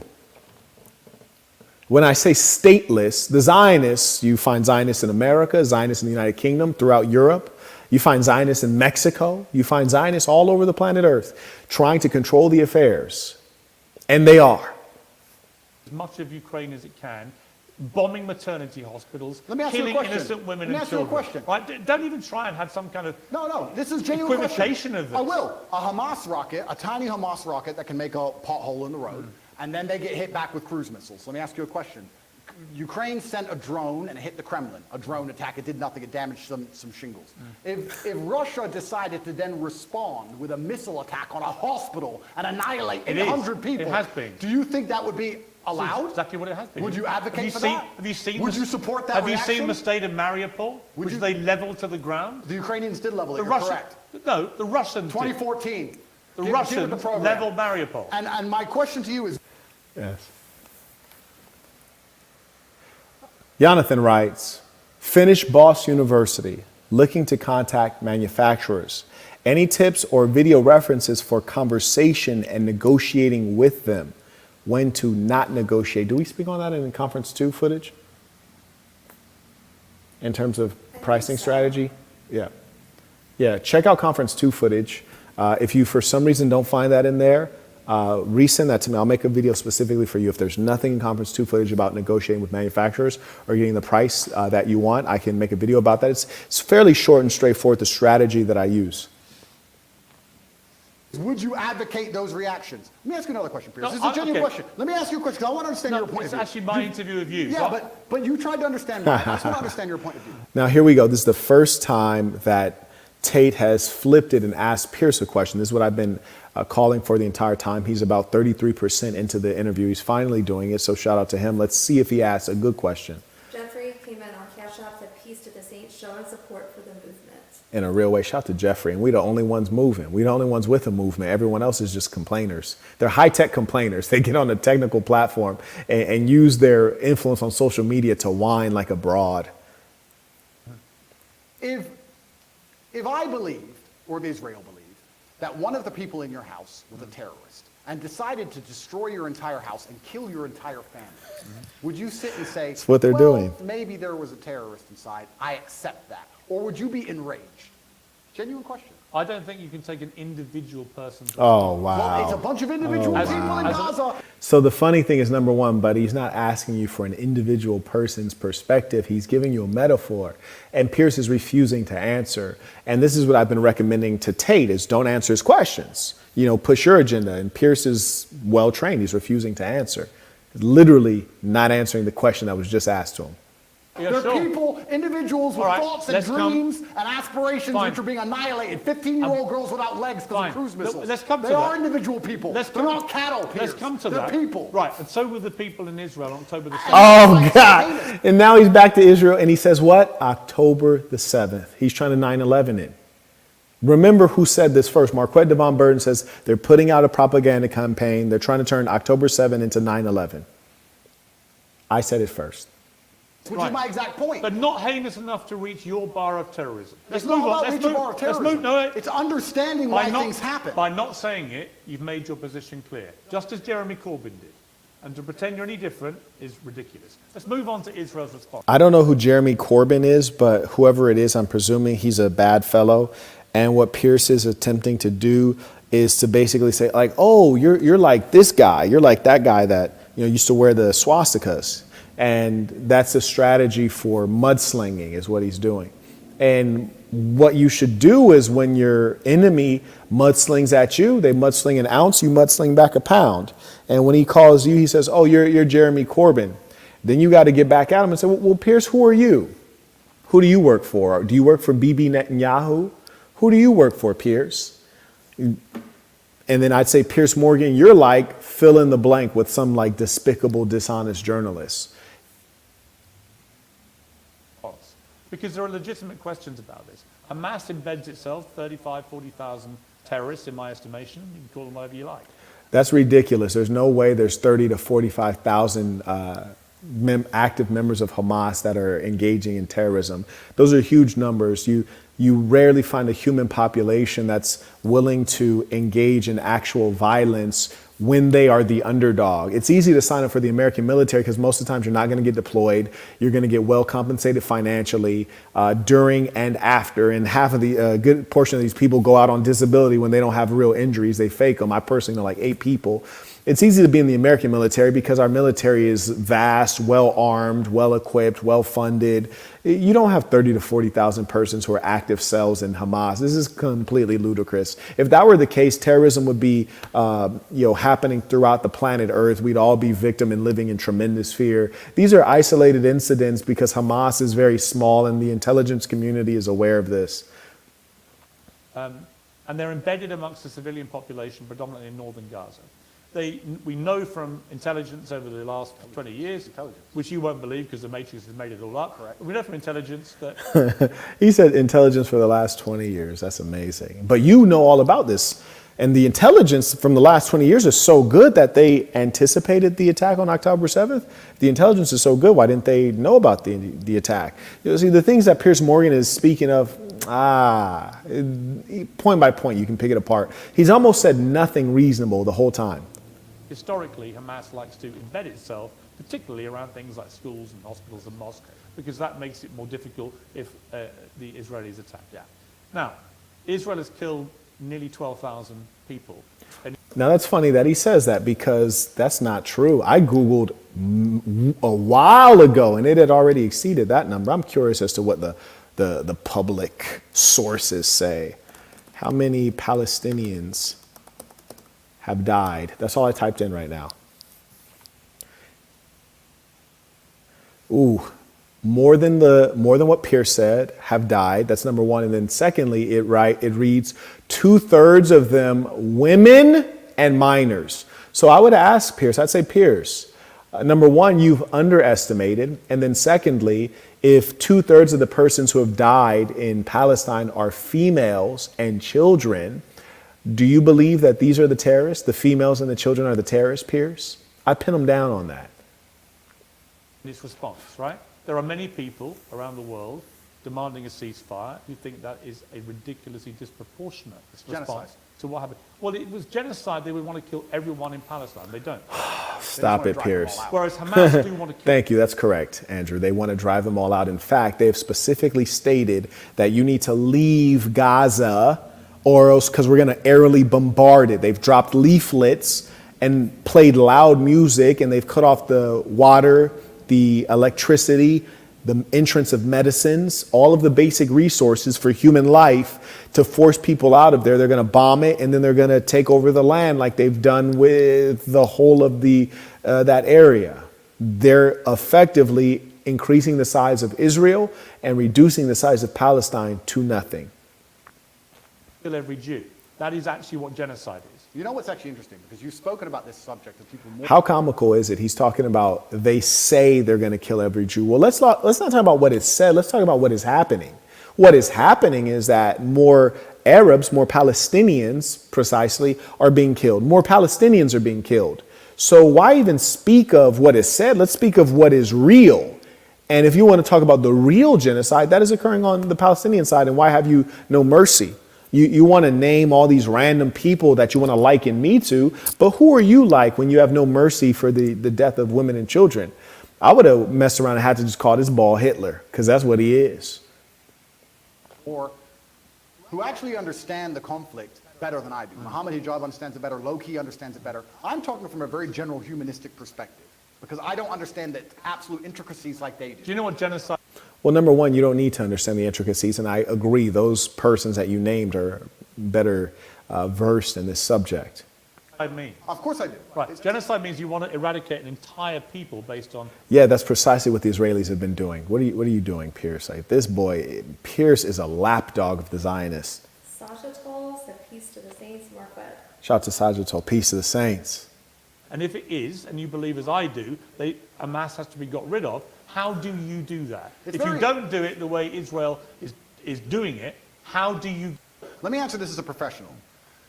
What's funny is I'm a humanist. Like I A said, professional what, by the way? the professional. That was funny as hell, because I was wondering the same damn thing when he keeps saying professional. I'm kind of like professional. I'm like waiting to hear it as well. Let me answer. What are you thinking? You say you're thinking of professional. And I'm talking about this from a humanistic perspective, right? And like I said, you've talked to people more knowledgeable than me on the details of the subject. Right. Listen to me very carefully. I thought we lived in a democratic Turn on the lights. society. You just said 35,000 Hamas terrorists, and this is the thing that's most upsetting.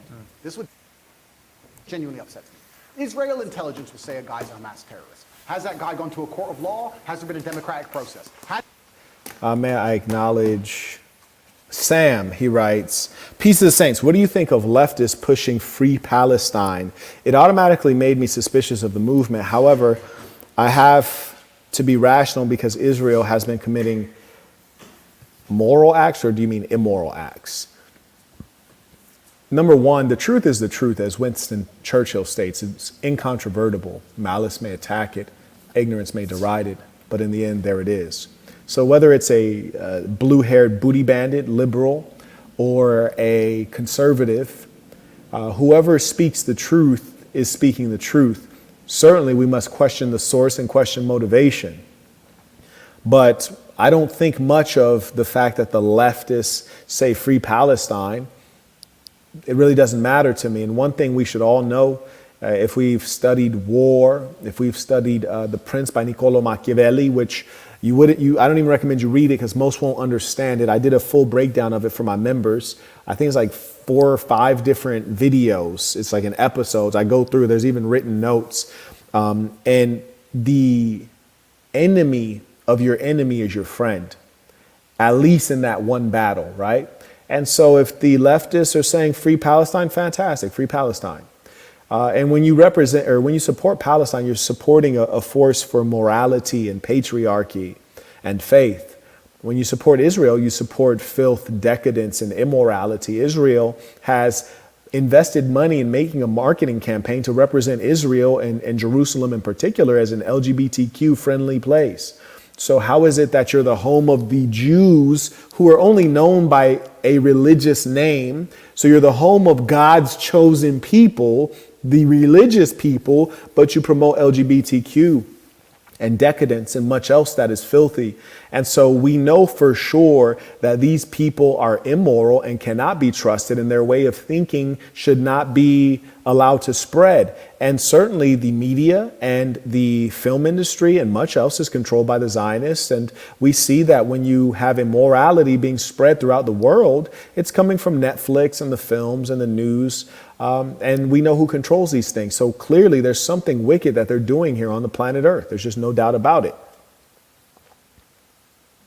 Thank you. Has he been proven to be a terrorist? No. They've just decided from their intelligence that couldn't see an invasion coming from hundreds of miles away. So this Thank you. intelligence is Actually, no. It's not. It's, Thank you, Tate. I said that about 5 minutes ago. You're a bit slow on the draw, but you got it. So that's all that matters for now. no, great. No. So they've decided this person might be an intelligence without court. Shout out to Tate. He overtalked him for once, and he should have been overtalking this pale face, this ghostly looking little dirtbag the whole time. So shout out to him for finally getting that done. May I acknowledge Mr. McBride, right? Saint, what are your thoughts on fake historian black people on social? This is good stuff, bro. This is good stuff. I love it. And there's a tremendous, black Americans are a funny bunch, man.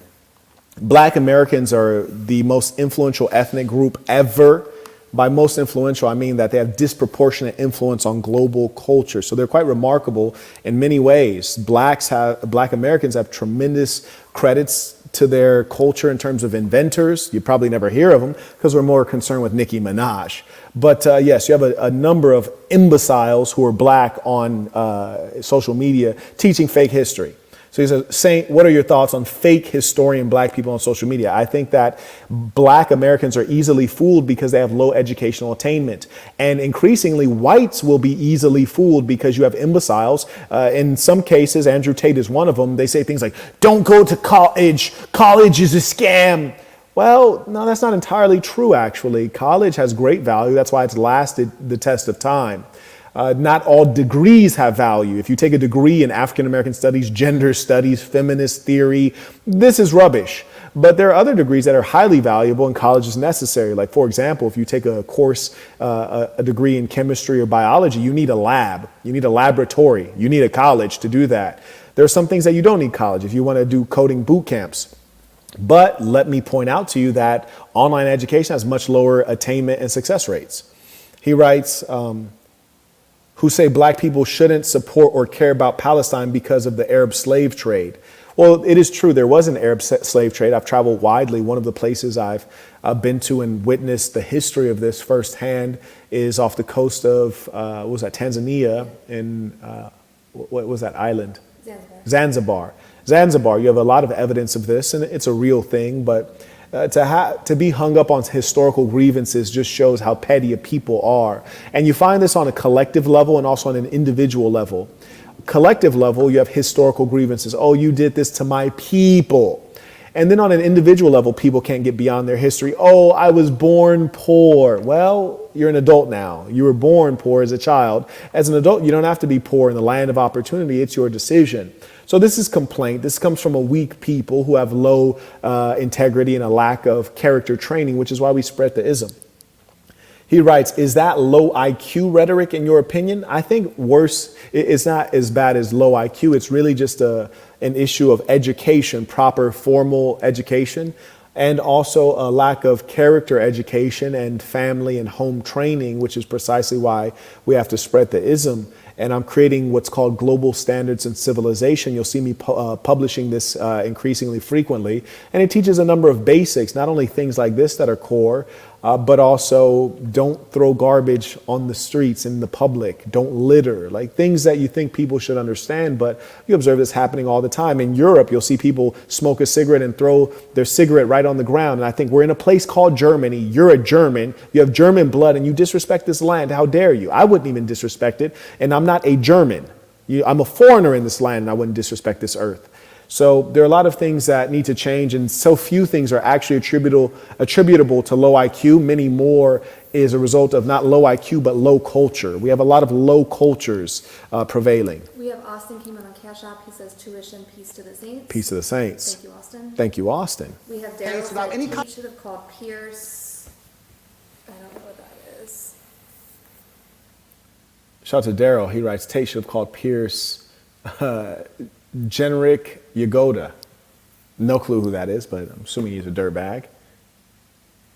Kind of democratic process, and because of that, they've decided to annihilate civilians along with him, and it's all just collateral damage, and nobody should care. That is not a humanistic perspective, and that Jewish people face an existential threat was in World War II.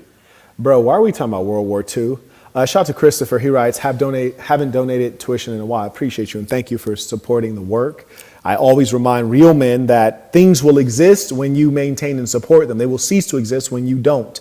And the funny thing is, it shows you how clever the Jewish lobby has been, I should say the Zionist lobby, in as much as if a black person brings up transatlantic enslavement or the Arab slave trade, we're like, come on, bro, that was a long time ago, which is factual. When a Jewish, or more likely a Zionist, brings up the Holocaust, we're like, oh, that was so sad.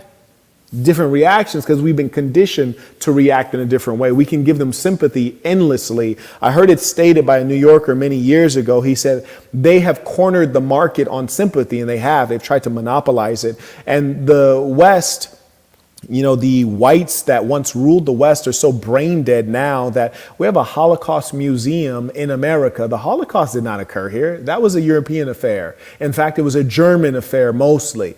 Leave that over there. And why do public dollars fund things like this? Do you have a transatlantic enslavement museum in Israel? Do you have a transatlantic enslavement museum in Germany? When apartheid was happening in South Africa, how did Israel feel about that? Did they support the apartheid state? And the Nazis, This boy to is take over the world. really talking about the Nazis. I'm not advocating anything to do. So they're terrorists for responding to an act of terror, but the people who committed the act of terror are not terrorists. The way in which they're responding. You see is the not problem in that proportional. argument? No. Really? Piers, what they are doing now. Slaughtering 1,500 people in the way they This boy knows how to interrupt. He's good at it. did it is not an act of terror by... You don't think of as Muslims and Palestinians as individual people. Oh, yes, I do. No, you don't. Because Oh, if you I do. did, if you Oh, I did, do. If you did, you would no, not be happy with what's don't you happening dare here. say that about me. Well, okay, then don't group no. them together and... Oh, how you going to let Piers hit you like that? Piers said, don't you dare say that about me. And then Andrew literally said, okay. And then kept on like, no, fuck all that. No, I will. And I mean it. Double down. You see, sometimes we have people who are strong in the body, but not strong in the mind. Sometimes you have fighters who fight because they're scared. They don't fight because they want to fight. And right now we see that was a very weak, instantaneous reaction on his part. It was disappointing to see, but I understand. Numbers. No, I've they're spoken people. for many years about the plight of the Palestinian people. Stop it, People in Piers. Israel. Then Stop. Saying nothing justifies terrorism. We should just be allowed to subjugate them No, for no. endless... Reasonable, what happened there? I don't think it's reasonable. I think it's a shame. Natural consequence. I think it's a shame. A shame, that's it. I think it's a shame that we're living in the world now where people are reduced to basically suicide, to try and fight for freedom for their families if they have one left. Because they all committed suicide, those men who did that. Well, the 'Cause Hamas- they didn't have a chance of survival. I think when you Well, oppress, that's because they believe that they're martyring themselves and no, going to it's a 'cause better when you life. oppress people to the point where their family's dead and they have nothing to live for. So And you- I think that's... That was actually quite accurate on Tate's part. I commend him for that analysis. It's very true. Yes, indeed. Israel, I'm sorry, I hit the wrong one. Israel supported apartheid South Africa. Yes, that's right. And it's funny because Israel is currently an apartheid state. And for those people who would say blacks should not support Palestine, well, in supporting Palestine at some level, maybe you're just going against Israel. At some level, maybe you're not supporting Palestine. Maybe you're just supporting the idea that people shouldn't have their land stolen. At some point, maybe you're just supporting the idea that faith is a good thing, God is a good thing. Maybe you're just supporting the idea that we shouldn't spread immorality. Maybe you're just supporting the idea that the Zionists should not control the world. There are many things that you support when you fight on behalf of the oppressed. You fight on behalf of the correct side, the morally superior side. Carrying on. It's a shame. So do you support Islamic fundamentalism? Absolutely not. You support an Islamist ideology? Absolutely not. Right. What I support... So why do you support Hamas? I support justice in You the support universe. Hamas? I support justice in the universe. Do you Piers. support Hamas? No. You don't? Well, I don't know the ins and outs of Hamas. Because they were funded and supported by Iran. They didn't like the fact that thousands and thousands of innocent Palestinians. If I was Tate also just to take Piers off of his game, I'd say, Piers, why is your neck so red? Like, Piers, now granted, you started off this interview at a ghastly level of whiteness. Now you're at a concerning level of redness. Get him a doctor! Like, you bring one of them. Does Romania have good doctors? Send one of them in! Like, this man is not looking in good health right now. Palestinians, including many innocent children, because half the population are children, and I think that's a real danger. So and perhaps by the way, I've said that. We can agree. Certain things, I think we approach him from different places. He's far more in his mind, whereas I live in more in a physical realm than he does. I have nothing against Jordan. I don't dislike him. I do find it, and I must be honest, a bit disingenuous and hypocritical that he speaks mental strength and then ends up addicted to an antidepressant. I don't think... Okay, so now they're talking about Peterson. I think this would have been smart for them to just clip this out in its own separate thing. I agree with what Tate is saying right now. I think the funny thing about Peterson and Tate is that they were buddy-buddy before, right? So before Andrew Tate, and this is an important thing to understand about the character of these people. None of them have character, not one of them. Before Tate experienced his legal troubles, Jordan Peterson was like, yeah, in that Kermit the Frog ass voice, yeah, well, I think Andrew Tate is a force for good. You know, he gives young men a good advice. So he was a supporter of Andrew Tate. And then Jordan Peterson, he's a phony bastard. As soon as Tate goes under challenge, then all of a sudden Jordan Peterson's like, well, I don't agree with anything that Andrew Tate says. He's a bad person. Oh, but you let your daughter go out and fly and spend time with him. Jordan Peterson stands for nothing. He's a profiteer. He has no integrity. He is not mentally well at all. He's a therapist who needs therapy. And I've made many videos about this. Not many, really just two, but they're both very impactful. Then you have Tate, who was super cool with with Jordan Peterson, but now that Jordan stopped supporting him, now he's like, okay, well, Jordan's really just a drug user. Okay, but he was always a drug user. You knew that before. Whatever, as long as it makes the bag, right? Like they make all these extensive network of relationships just to make the bag. No integrity. Should ever take antidepressants ever. I've been through worse than what he's been through, and I didn't take a single drug.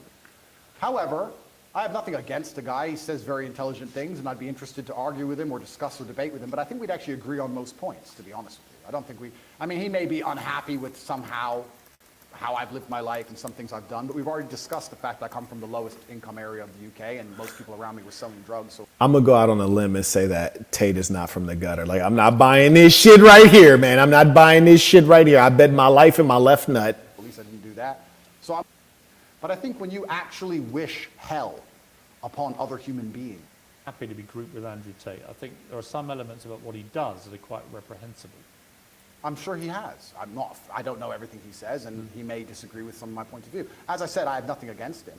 I don't think anything he says is particularly wrong.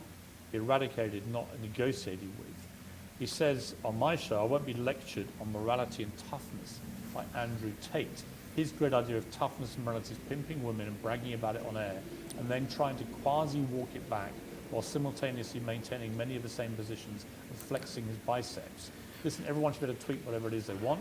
I'm all for an open discourse, even with people who I think are dead wrong on a lot of issues. But Andrew Tate is dead wrong on a lot of these issues.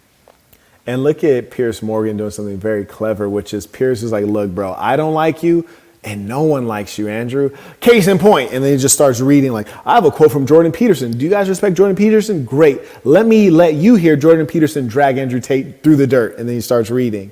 Very clever tactic.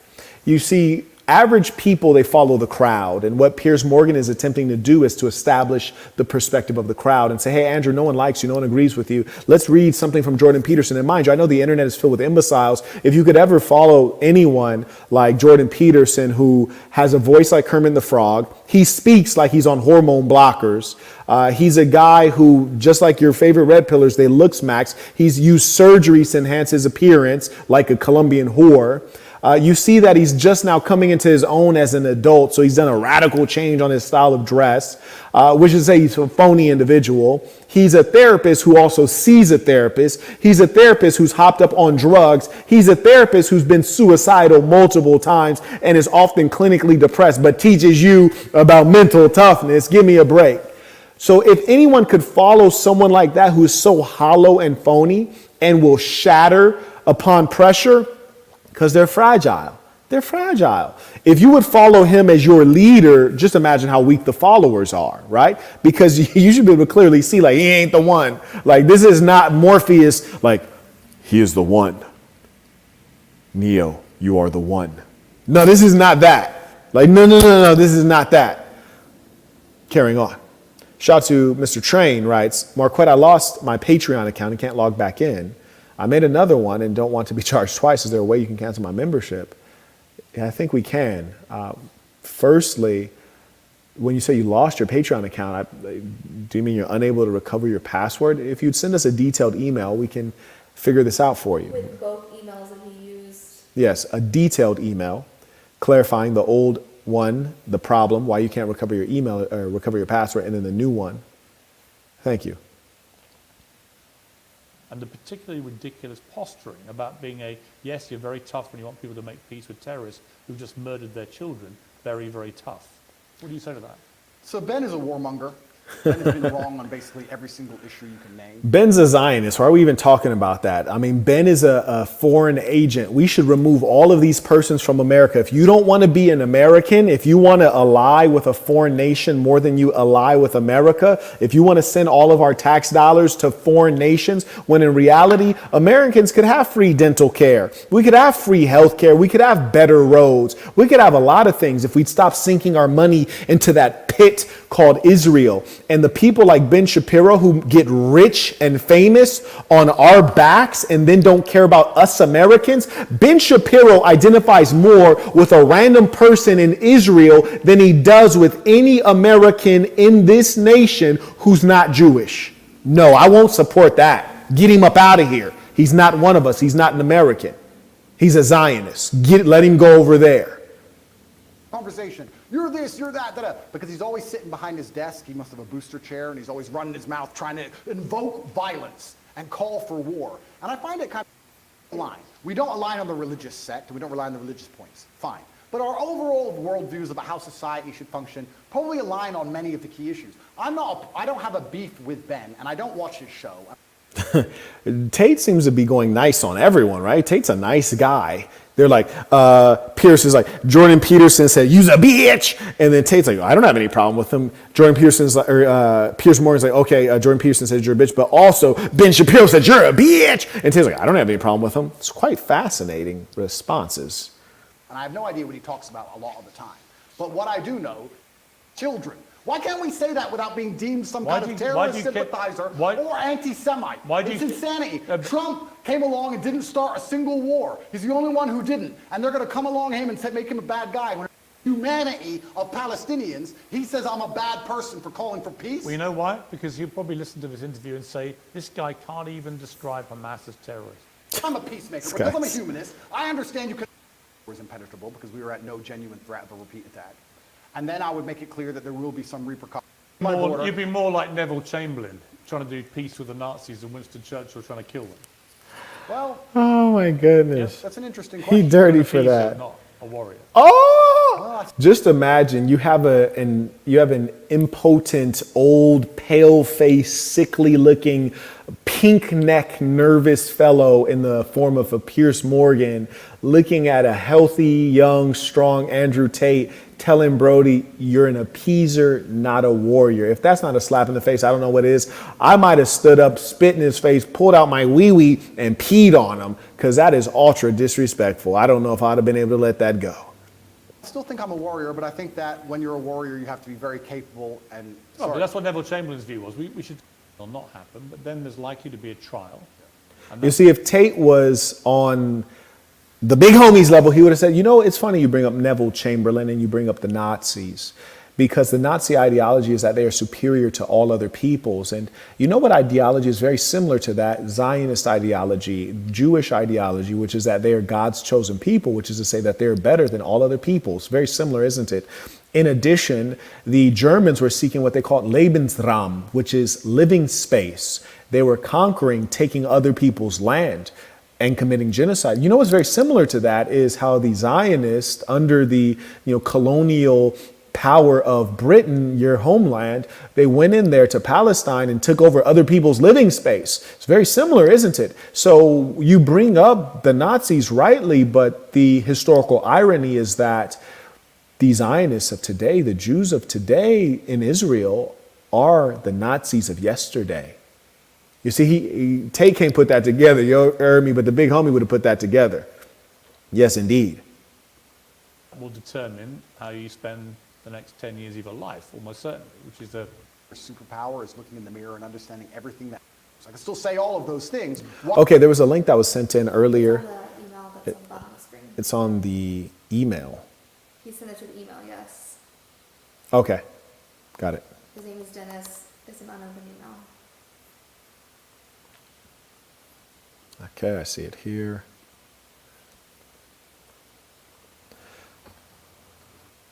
All right, so here we are. And I'm actually quite interested to look at this footage because I enjoy the sport of boxing, of course. Let's take a look and see if things are accurate. So it's the title reads, Andrew Tate versus Heavyweight Boxers. So, and it reads full sparring footage. Well, we know that this is a lie already. It's a lie because it reads full sparring footage, but the video is only 7 minutes. I spar all the time. Never is a full sparring session 7 minutes. So this is already a lie. This is clearly not full footage, number one. Number two, the heavyweight weight class is composed of giants. And I know these persons. For example, you'll check my Instagram, drop my IG so they can know it's real out here. In my Instagram, you'll see me with the champion Tyson Fury. You'll see me with Ngannou. These are huge men, very large men. So heavyweight boxers, we're talking about guys that are 6'5" plus. We're talking about really big guys. More accurately, I surmise these are going to be cruiserweights. We're talking about guys that are closer to the order of 200 pounds, guys that are not much bigger than I am. So this is my guess to start with. And it said full sparring footage. It's a lie. It's a 7-minute video. You can see videos of me sparring on the Saint channel, the other channel, for like 20 minutes. And that's not the full footage. That's chopped up. So if you have 20 minutes and it's chopped up, we're sparring for like an hour. So this is 7 minutes. So we're already getting into the realm of lies, which is fine. I expect this kind of thing. We're going to lay at the footage. I'm very excited to see it because, again, I really love the sport of boxing. Andrew Tate has been in the ring. Anyone who goes in the ring must be respected. He's been successful in the ring. So let's take a look and see if these are actual boxers as opposed to kickboxers or MMA people or amateurs. So we'll take a look. And certainly, we also have to know there are levels to all things. I saw one MMA guy who's respected. He did a critique of Andrew Tate. I forget his name. I'm sure some of you have seen him. He did a critique of Andrew Tate's boxing or kickboxing, and he was quite harsh, actually. I have not been harsh about Andrew Tate's fighting skills because Andrew Tate is a man who went in that ring, which I respect all who do, whether it's as an amateur, as a nobody, as a professional. I respect all who do. And Andrew Tate earned a title, whether it's a respectable title, a well-regarded title, doesn't matter to me. A title is a title. He has a title. I don't have a title. So I'm not going to talk down on someone who has a title when I don't. That's the way it really should be. Now, the guy who's talking down on him has had titles and has competed at a high level, so he knows that world. So let's take a look at this. But I do want to note that I don't know where he is. Presumably he's in Romania. I live in Las Vegas, St. City. When I spar, we're in gyms where you have world champions. You have Caleb Plant. You have Sugar Shane Mosley Jr. You have big names. You have David Benavidez. You have everyone is coming through there. You got Floyd Mayweather's up and coming guys. You got the real hitters in there. You got Ryan Garcia in there. So, we're sparring with the best in the world. Las Vegas, St. City, this is where the best fighters come to really get their craft together. So when you spar here, you're sparring top level. That's correct. Henry. Yeah, I saw his review of Tate and he's like, bro, homie ain't got it. And one thing we must acknowledge is true about the fight game, whether it's boxing or kickboxing. You can pay for your title. Yes, you can. You can pay to fight tomato cans. And there are certain, federations like WBO and like all these different leagues, if you will, where some of them are not as prestigious. And Henry kind of suggested that. But let's look at the footage. The footage is right here. Let's take a look. And this footage is chopped up like a mother. It's 7-minute footage, and they're including him walking in the gym.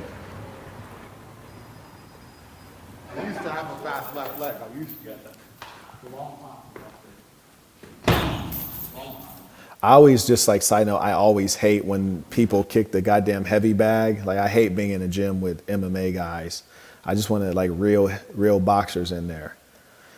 Not to say there's anything wrong with MMA. I just hate when people kick the bag and leave filth on it. Okay, so they're not in a ring, number one. Okay, so let's see. All right, so they're not in a ring. So this is red flag number one. It stated that he was fighting boxers. Let me see what the title says. Heavyweight boxers. Well, they might be heavyweight, but looking at it, they're not heavyweights. They're cruiserweights. They're definitely cruiserweights, which is nothing wrong with that. Tate's about a cruiserweight. So, okay, so that's Tate.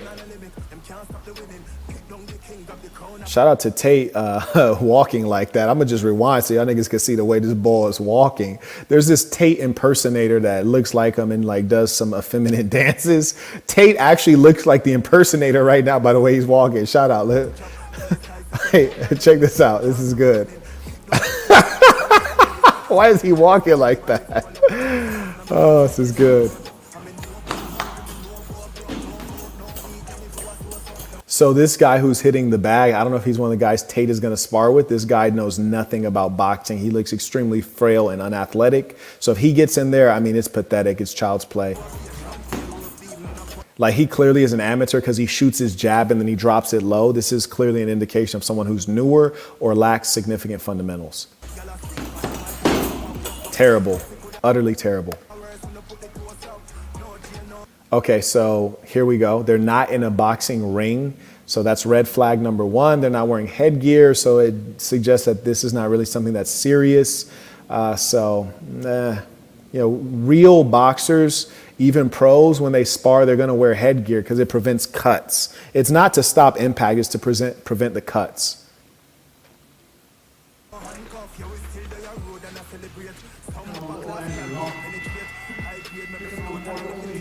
Okay, so already I'm gonna go ahead and say, and you're like, damn, Quet, already? So Tate has his hand out, like Andre Ward will put his hand out often, and Tate is doing the same thing. This guy should have longer reach because he's taller. He should have pumped that jab already. So there's some pensiveness, and it's like, why are you pensive when you're much bigger than the guy? Well, you're pensive because you're inexperienced and you're not a proper boxer. So damn, there's a jump cut already. God damn, there's a jump cut. So we don't even know what the hell's going. So Tate just shot a nice body shot. I like that. Dude didn't seem to be able to counter punch off of it or recover very well. So dude is clearly not a boxer. You can see right now from the way that he's reacting to the shot that Tate is throwing. A proper boxer would have had his hands in a better position. The elbow is too high. One thing we know for sure when you're training in boxing, they always tell you keep your elbows in. Keep your hands up. So his hands should have been closer to his face. Elbows should have been down.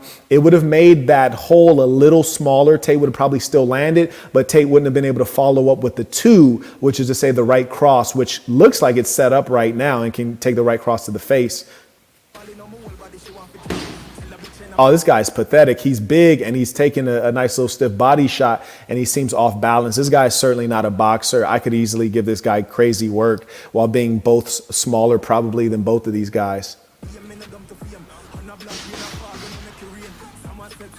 Another weird thing that lets us know this guy is like kind of like, I don't know if he learned how to box on YouTube or what.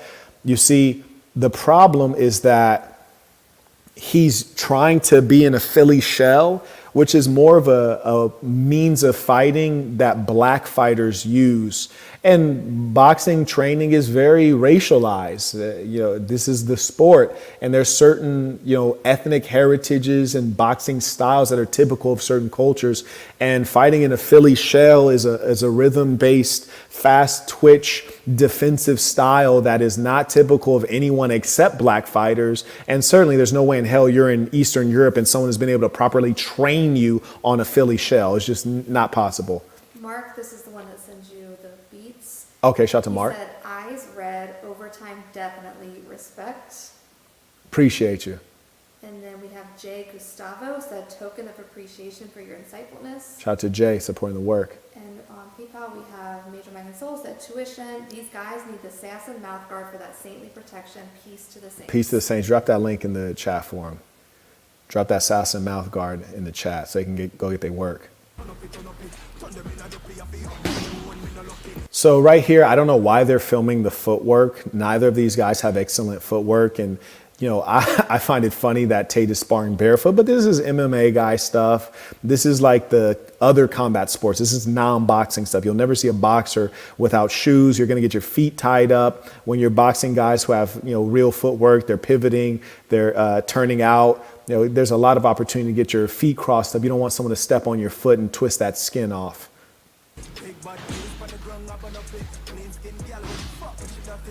This guy is like utterly horrible. Like honestly, if I'm surprised Tate hasn't hit him with more combinations. This guy is like literally shit. He's waiting.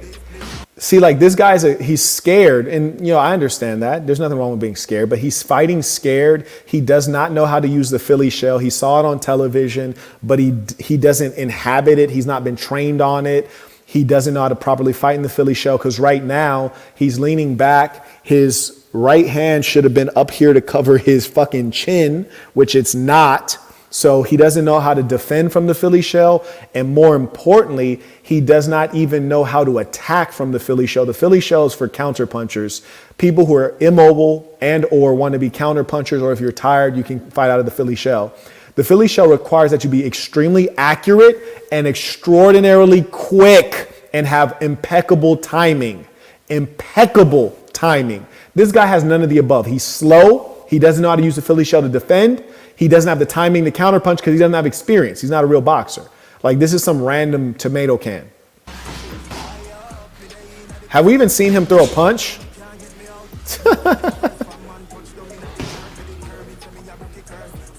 And you can even tell that he's not a boxer because of the way his body moves, like the stiffness. This guy's not a fighter. Like, he's new to this. Oh, he ate that.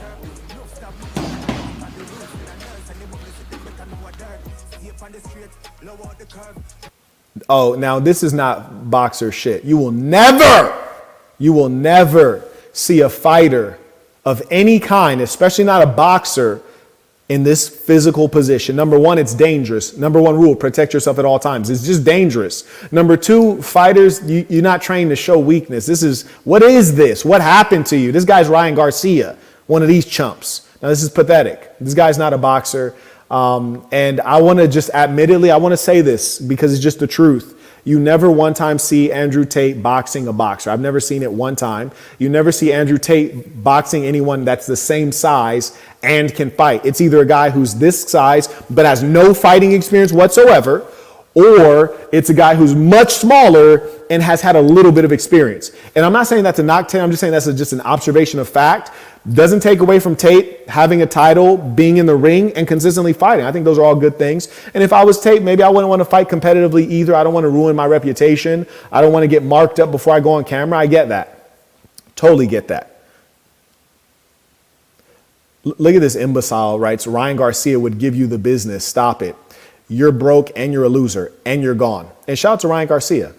I've just been blocking people. I've been ignoring the haters. Yeah, no, that's pretty good. Don't give them any air. They're broke losers.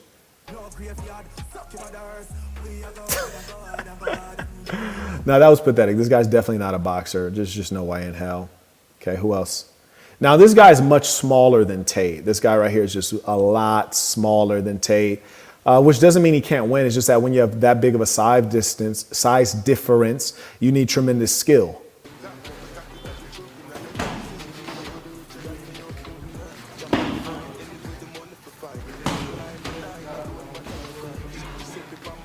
I said Las Vegas is the fight capital. What does it say on the back of his shirt? Las Vegas, of course. I'm good on this footage. If anyone else has any comments, questions, go ahead and send it in. I love watching boxing, but I can't really watch this because there's no boxing going on. It's just basically Tate bullying and dominating people who have inferior size or inferior skill. So it's not very interesting to watch because there's no real counter punching. There's no good defensiveness. There's no trickery. There's no cleverness. These guys don't know how to fight. You know, Tate's like putting this hand out here. You know, a proper fighter, you're either going to come under, bang the body. You can knock down the hand, double jab, triple up the jab, send in the two. You know, give me something. There's no real looks here. It's just Tate. It's just jump cuts of Tate landing decent shots. It's quite unimpressive and boring. But shout out to Tate. 706 Darius writes, peace to the Saints. It's been a while, but I had to stop off with this tuition. I appreciate your work and all that you do. Continue being great, Saint. Sir, yes, sir. Carrying on. We caught up? Fantastic. I'll give the folks a little bit of time to send in their comments, questions. If not, then we'll go ahead and wrap it up.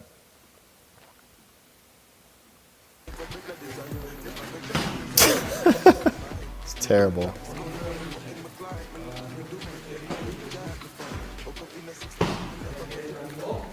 What are we doing?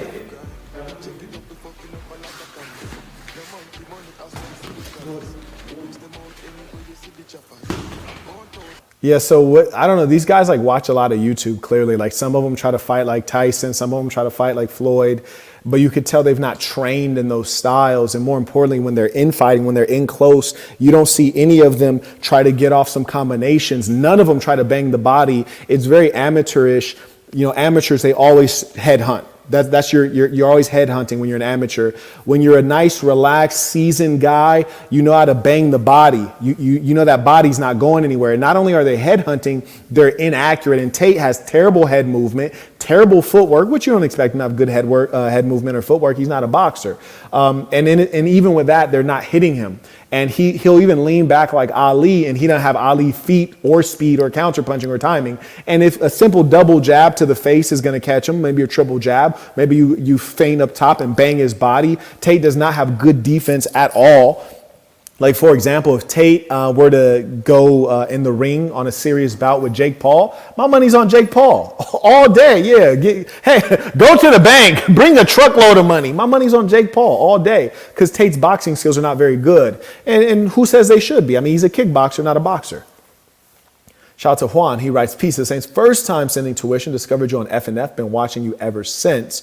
I bought the black box and been soaking up the ism. Let's hit up Von Dutch one day. Ha ha, you're a wild boy." And shout out to the real one supporting the work. I appreciate you. Thank you for supporting. And for those of you who haven't checked out the black box, highly recommend it. Clearly he enjoys it. Some good stories in there. It reads like a movie. And remember, I didn't read my first entire book till I was 16. So I wrote this book to be one that reads like a movie. And it's a true story above all. And the Amazon link is in the chat. Okay, thank you very much. There it is. There's the Amazon link. If you guys want to get your knowledge and more importantly, get inspired with action. That's the key to life success is action.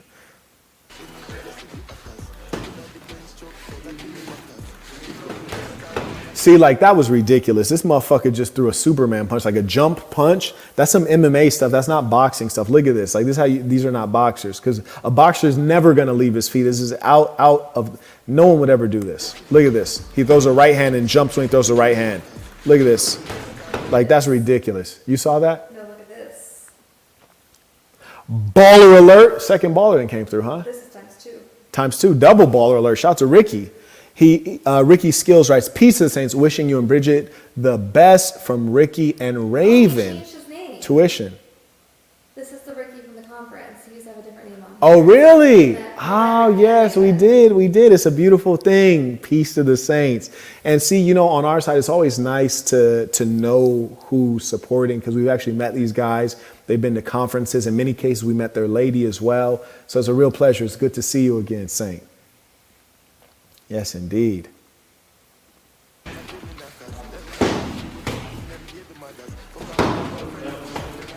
See, like Tate's decent punch placement. Now, you're always going to look good when you're fighting people who are not that good. But what you don't see is you don't see Tate punching in combination. You know, punches and bunches that's the most beautiful thing in the pugilist sport. But you don't see that as much as you'd like in boxing. But the greatest of fighters, they punch in bunches. Ali, Sugar Ray, David Benavidez, they punch in bunches. And Tate is only throwing one shot, you know, so you could easily, you know, come back and do really well against Tate if you have any decent training. And the guys who are fighting him are only throwing one punch. So this is not competitive. Someone put it was hard sparring. Did they say like hard sparring or competitive sparring or something like that? This is not hard sparring. Shout out to Sonny. He writes, "Peace to the Saints. What's your advice for someone who wants to become a pro boxer? I had my first amateur fight last week at 19. Congratulations." Give me 1 second. Hello?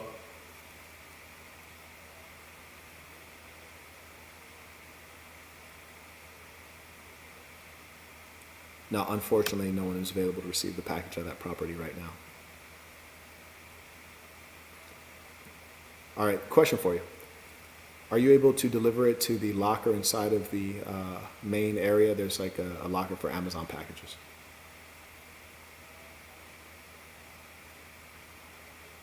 Yes, we are registered with the locker. Thank you very much for calling. Bye.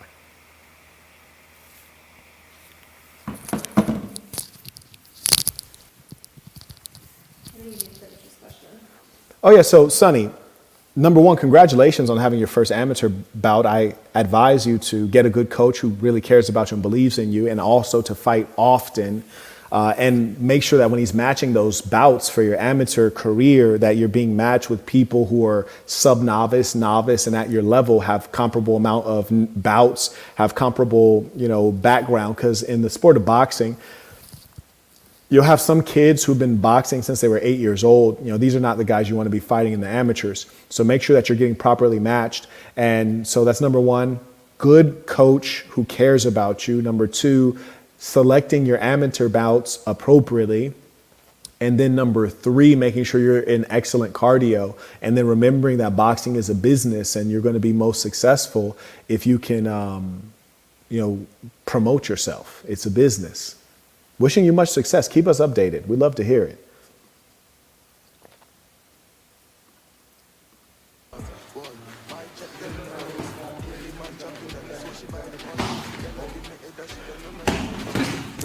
Now, the thing that's like amazing to me is like how many times he keeps getting hit with the same body shot. It's like, God damn, are you guys not noticing? He's only throwing one punch at a time and you're also getting hit with the same body shot. Lord. One punch at a time. You got hit with the same body shot again. One punch at a time. One punch at a time. One punch at a time. Lord. And the worst thing is they don't know how to infight. Tate doesn't know how to infight either. That would be your best advantage. He's taller than you. Get in close, infight, bang him to the body, pause, work the combinations inside. Walk in with your hands up or punch your way in, double, triple jab your way in. It's terrible. Like these are not, who put boxers, who put heavyweight? This guy's not a heavyweight. This kid is not even a light heavyweight. He's not even a light heavyweight. He's less than a light heavyweight. I'm bigger than this guy. I know I said we need to ignore the haters, but Yeah. I'm just telling you about how dumb some of these haters Yeah. are. So we just... Okay, right here. Okay, so good vids or good kid versus We Satan. don't acknowledge his name, just the message, whatever. Curious, no photo per usual. How do you start a sentence with when you're writing? God damn, people are, it's disgusting. Start a sentence with while writing, amazing. The imbecile writes, don't need YouTube to cut checks, far from broke. By the way, young man, you need to start your sentence with a capital letter. So I'm not convinced you're far from broke. I believe you are precisely located at broke. If I typed in GPS and put in broke as a location, it would take me to you. He writes, far from broke, your assistant, again, you would want to start with a capital Y. Your assistant is who is sending donations, is who is. Damn, this motherfucker English is bad. I think you mean to write your assistant is the one sending, and they're not donations. Donations are maybe for the poor, donations when you don't get anything back.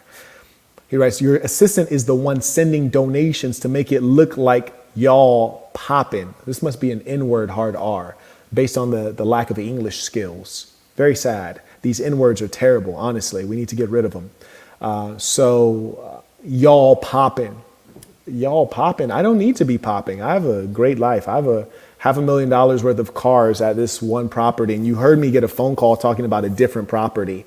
My life's good. I don't need to be popping. My life's I don't need to be popping. I just need to be But we were rich. just talking about this yesterday, and they hate No, so it's good. I much like that it. They actually think like you'd be losing money. Like so, That's crazy. You have money if you're able to send money to lose it to look like you're popping. No, it's crazy. I mean, by the way, for these kind of people, and I enjoy this a little bit, when you send money through Google, you give 30% of your money to the Google Corporation. They take 30% off rip. That's why we encourage you to send by PayPal or Cash App, which is listed below, because I despise the Google Corporation. I don't mind having partners, but I despise them because they're liberals and they censor me This and is many apparently others. me right here. I am. But really put it back on. I was enjoying that, though. Okay, I'm gonna. I was enjoying that. Damn, it's all I right. got it. I was kind of. And I'm also yes. nature, mind, and soul. I'm everyone. And then he writes, "You broke big home." I think he meant big homie. You have a big home though. I do have a big home. But he wrote, "You broke big home." Like, God, can y'all proofread your insults? Please proofread these insults. And one thing that is consistent is that I always remind you guys, I say stay away from people who are broke and ugly. He doesn't have a photo. I'm going to put my bottom dollar that he's ugly. And he's clearly broke because he can't speak English. Can he come on screen? There's no way he's not going to come on screen. But I would love it, though. I would absolutely love it. Good kid versus Satan. I will give you the link. I would absolutely love to hear from you. I really would. Nothing would warm my heart more. He also said you ain't got S. Okay. So when he writes, you broke big home, I think he means big homie. I do have a big home, but he's saying big homie, you broke. What is the definition of broke? Now, I'm just curious because if I'm broke, I mean, damn, what is the definition of broke? Because it's funny because he's saying that while I'm wearing a handmade custom suit. And you're sending yourself a lot of super chats. Yes. You're losing money on it. Yeah, with my initials right there on the sleeve, so it lets you know we're really custom. And then if you look, the initials are also in the watch. What is broke? I'm curious, frankly. Like, should we go look at the cars? Like, what is broke? Well, we're in a home that I own. Like, what is broke? Like, what does that mean? I'm curious. The link's there. He ain't gonna come on. They never come on. But listen, if you would like to see what broke looks like, drop my Instagram, drop my IG, so they can see what broke look like. So they can see. And matter of fact, while I'm gonna take this off so that I could floss real quick. Let me show some real floral pimping. The floral pimping. You feel me? And you know, when I had this suit made, I said, go ahead and match up my lining to my shirt. You dig? You know, that's just me though. While you're doing that, this is also me. This is Rayshawn. You got to stop sending them super. Now, if I'm broke, how can I afford to send myself super chats and then lose 30% of the funds? I don't know. That's crazy. I'd be triple taxed, right? Because you're taxed on income, you're taxed on sales, and then you'd be losing 30% to Google. That's expensive. That really is. Shout out to Mr. Ledette writes, hello, Marquette. Hope all is well. I purchased your backpack briefcase today and looking forward to using it. Beautiful thing. And shout out to those who want to cop the backpack briefcase. They such great quality. This one is 4 years old now. Yeah. You can't get this one; it's sold out. But the black one, I think we have I'm putting it in the chat. Yeah, we have a limited number of copies left. We'll have to limited number left, so we'll have to check and let you all know. But highly recommended. A lot of folks are getting them for the holidays. A couple ladies have gotten them for their men. Beautiful thing, very considerate. Fine piece. Well, we have some cash apps to get through that I also sent. So my name is also T, and I sent a cash app. You didn't send or it's not you. Are you using my money or are you using your money to send these? I guess I don't know. You're using my money or your money? I need to know. My name is T, so thank T. Shout out to T supporting the work by Cash My App. name is also Daryl, and I'm back again. Wow, say word. And shout out to Daryl. Daryl says, who you got? Andrade versus Benavidez, Usyk versus Fury. Yeah, I think his name is actually pronounced Andrade. Even though if he was Italian, I guess it'd be Andrade, right?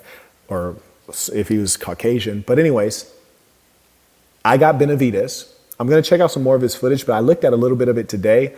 I was not impressed. I think he throws some wild punches, and I think Benavidez will be able to counter. He's not mean enough. He's very elusive, but you can only run so long. We saw that with Caleb Plant. I've seen Caleb Plant in the gym. I've been in the gym with him. You know, his trainer, Justin Gamper, had asked me to spar with him. I was like, nah, I'm good. But I've seen him in the gym a lot. And I've watched his professional bouts with great seats, so I'm familiar with him. I think this guy is elusive, similar to Plant, but you can only run so long. This guy tends to slow down in the later rounds. He doesn't have kill power. I think he's going to lose. The question is, how will he lose? What is the method of losing? And so in as much as that's the case, we'll need to figure out, is it worth betting a prop? But certainly I would bet Benavidez for the win easily. Okay, I sent one more cash up under the name Aaron this time. Okay. Oh, you came in as Aaron. Okay. Yeah, Shout out to Aaron via Cash App. To say, peace to the saints, tuition for the best education on YouTube. In a real way, I appreciate you, Aaron. We have one person who joined on, but their camera is not on. This was for someone that maybe is a female hating, and then I gave her. So there's a female. Okay. So the lady hating, and then the brokey hating. Yeah, but it's not that person, and they don't have a camera. You know, we'll use Tate's term since this is a stream about Tate. But yeah, we would love for you guys to come on. So you don't think this is that hater? It's not the name of the hater, I'm not sure. All right, let's see if people can follow directions. Are you the hater? So I actually just tuned in. Is this a smoke session where you're roasting unintelligent African Americans, or can anybody just hop on it? Just free game? What is your goal right now? So my goal is to be a successful entrepreneur and... No, not your goal in life. Your goal right now, like coming on. To make $10,000 a month. Okay. Now, this is probably not the stream that you had wanted to hop on, but I appreciate you, and I'm wishing you much success. Okay. He said, peace of the saints to the guy saying Marquette is sending himself money.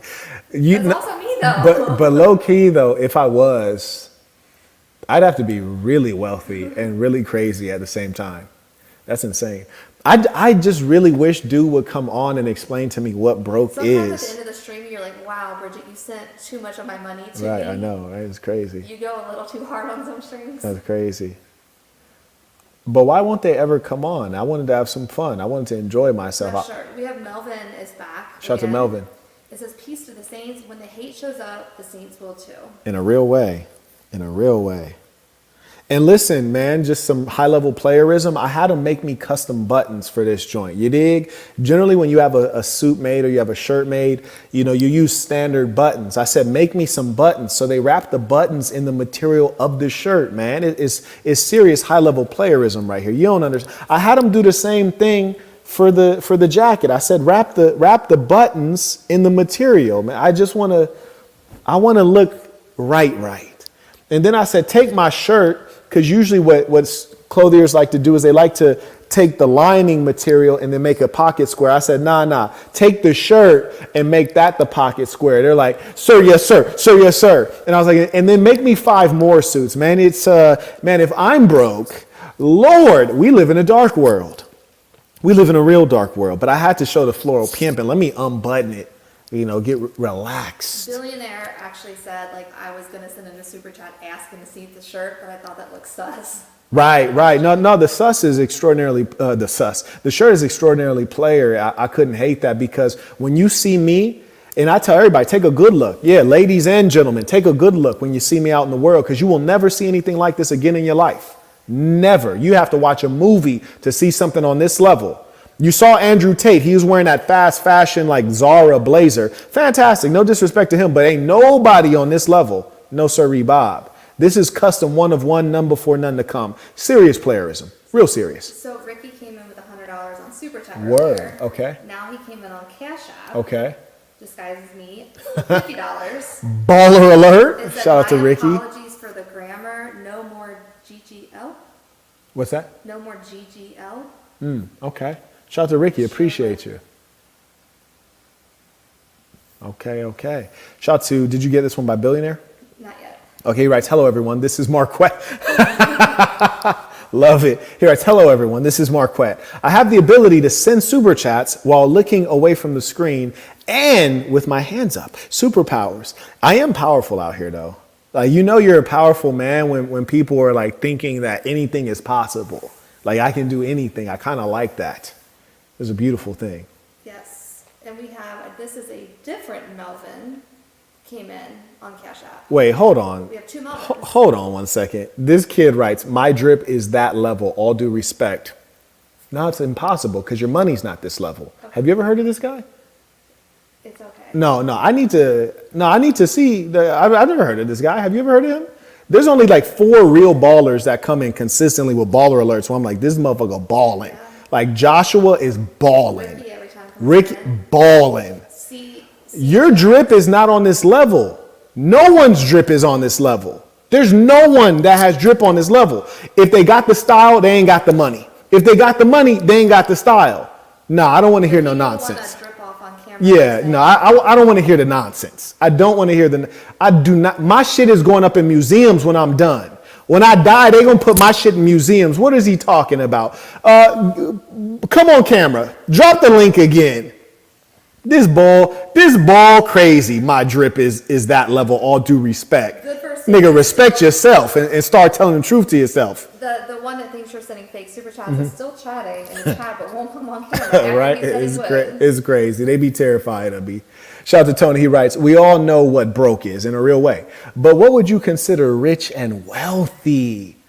Wealthy.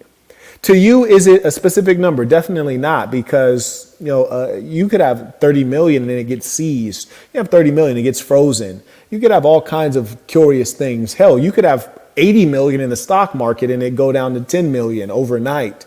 He writes, and this is Bridget, by the way. So wealthy is when you have a diversity of money machines, things that pay you consistently. And they're in different industries such that you're insulated from economic downturns. That's true wealth. And the greatest level is when you're protected by government. because the biggest issue for a wealthy person is the seizure of your assets. Biggest issue. And when you're a person like me and you're speaking on these kinds of topics, they're going to want to seize your assets. Okay, we have Cole came in on Cash App and said, "You got me ready for the trip, flexing the suit." Cole is I'm going telling on you. the men's trip. And shout out to the real ones coming on the men's trip 2024, man. Yeah, shout out to the real ones. And by the way, for these Nimrods, go back through my video catalog. You're going to notice something interesting. If you look at all the backgrounds you see me in, because I'm always traveling, right? Even when I'm in Las Vegas, where I have properties, I'm still in hotel suites, the finest. Look up the prices. Look up what it costs to stay where I stay. Look up where we stay when we're in Monaco. Look up what it costs. I paid the cost to be the boss. On F1 week, no, it was Grand Prix, wasn't it? I think F1 is Grand Prix. I like Grand Prix, sounds better though. Yeah, it sounds more elegant. At the top hotel in Monaco. Yeah, at the best hotel in Monaco during Grand Prix weekend, and then took a helicopter out in the suite. Come on now. Check the numbers. Check the numbers. Like, the things I do cannot be faked. I want that to be everyone watching. The things I do, you cannot fake. To fake the things that I've done on a consistent basis, you'd have to be rich even to fake it. Am I wrong? No. Invader got it. He said always in different suits and seats. Come on now. Come on now. You can't. It would be expensive to fake the things I have. Like, for example, if you look at my car game, the cars I drive would cost more than $1,500 per night to rent out. Why would I rent it? It'd be too expensive. Someone tried to join on the stream, but their camera's not on. It's not the name. Like, use the name that you're hating with. Yeah, use the name you're hating with. They never want to click the link. I'll give everybody a little bit of time before we get out of here. And by the way, sit down and shut up. You might even be a fan, bro, but your drip ain't nowhere near this level, my nigga. Like, it's disrespectful to even say that, my nigga. I got hood. Oh, I'm sorry. You can drop the word. Yeah, I gotta stop Kurt. Yeah, I know. He kind of got me turned up because, like, Brody, I have hoodies that cost as much as half of your wardrobe, just like one hoodie. You don't have $4,000 hoodies. You don't have custom drip head to toe. Everything custom. You ain't never got up and put on everything custom. Shoes, handmade. Socks, my brand. Suit, handmade. Underwear, my brand. Watch, my brand. You've never done that in your entire life. In your entire life. If you have, you're lying. Come on. Your drip is not on this level. Please stop. Yo, Hi. what's up, brother? Are you one of the persons that we offered to come on? Yeah, Okay, which one are you? I said my drip is on the same level. God damn it. All right, go ahead, bro. Go ahead. We watching. Go ahead, man. You like my shirt? Okay, all right, go ahead. What's next? What else we got? That's all I got to show. I love you, Marquette, actually. All right. Well, I appreciate it, bro. I appreciate it. You a crazy son of a bitch. Did I block you? I might even block. Did I block you? He was just kidding. Okay, if I did block you, send me your YouTube URL. I don't think I did block you, but I might have wilded out. I appreciate the support, though. Hey, I love you, man. Hey, thank you very much. It means a lot. Take care. Peace of the saints. Thanks.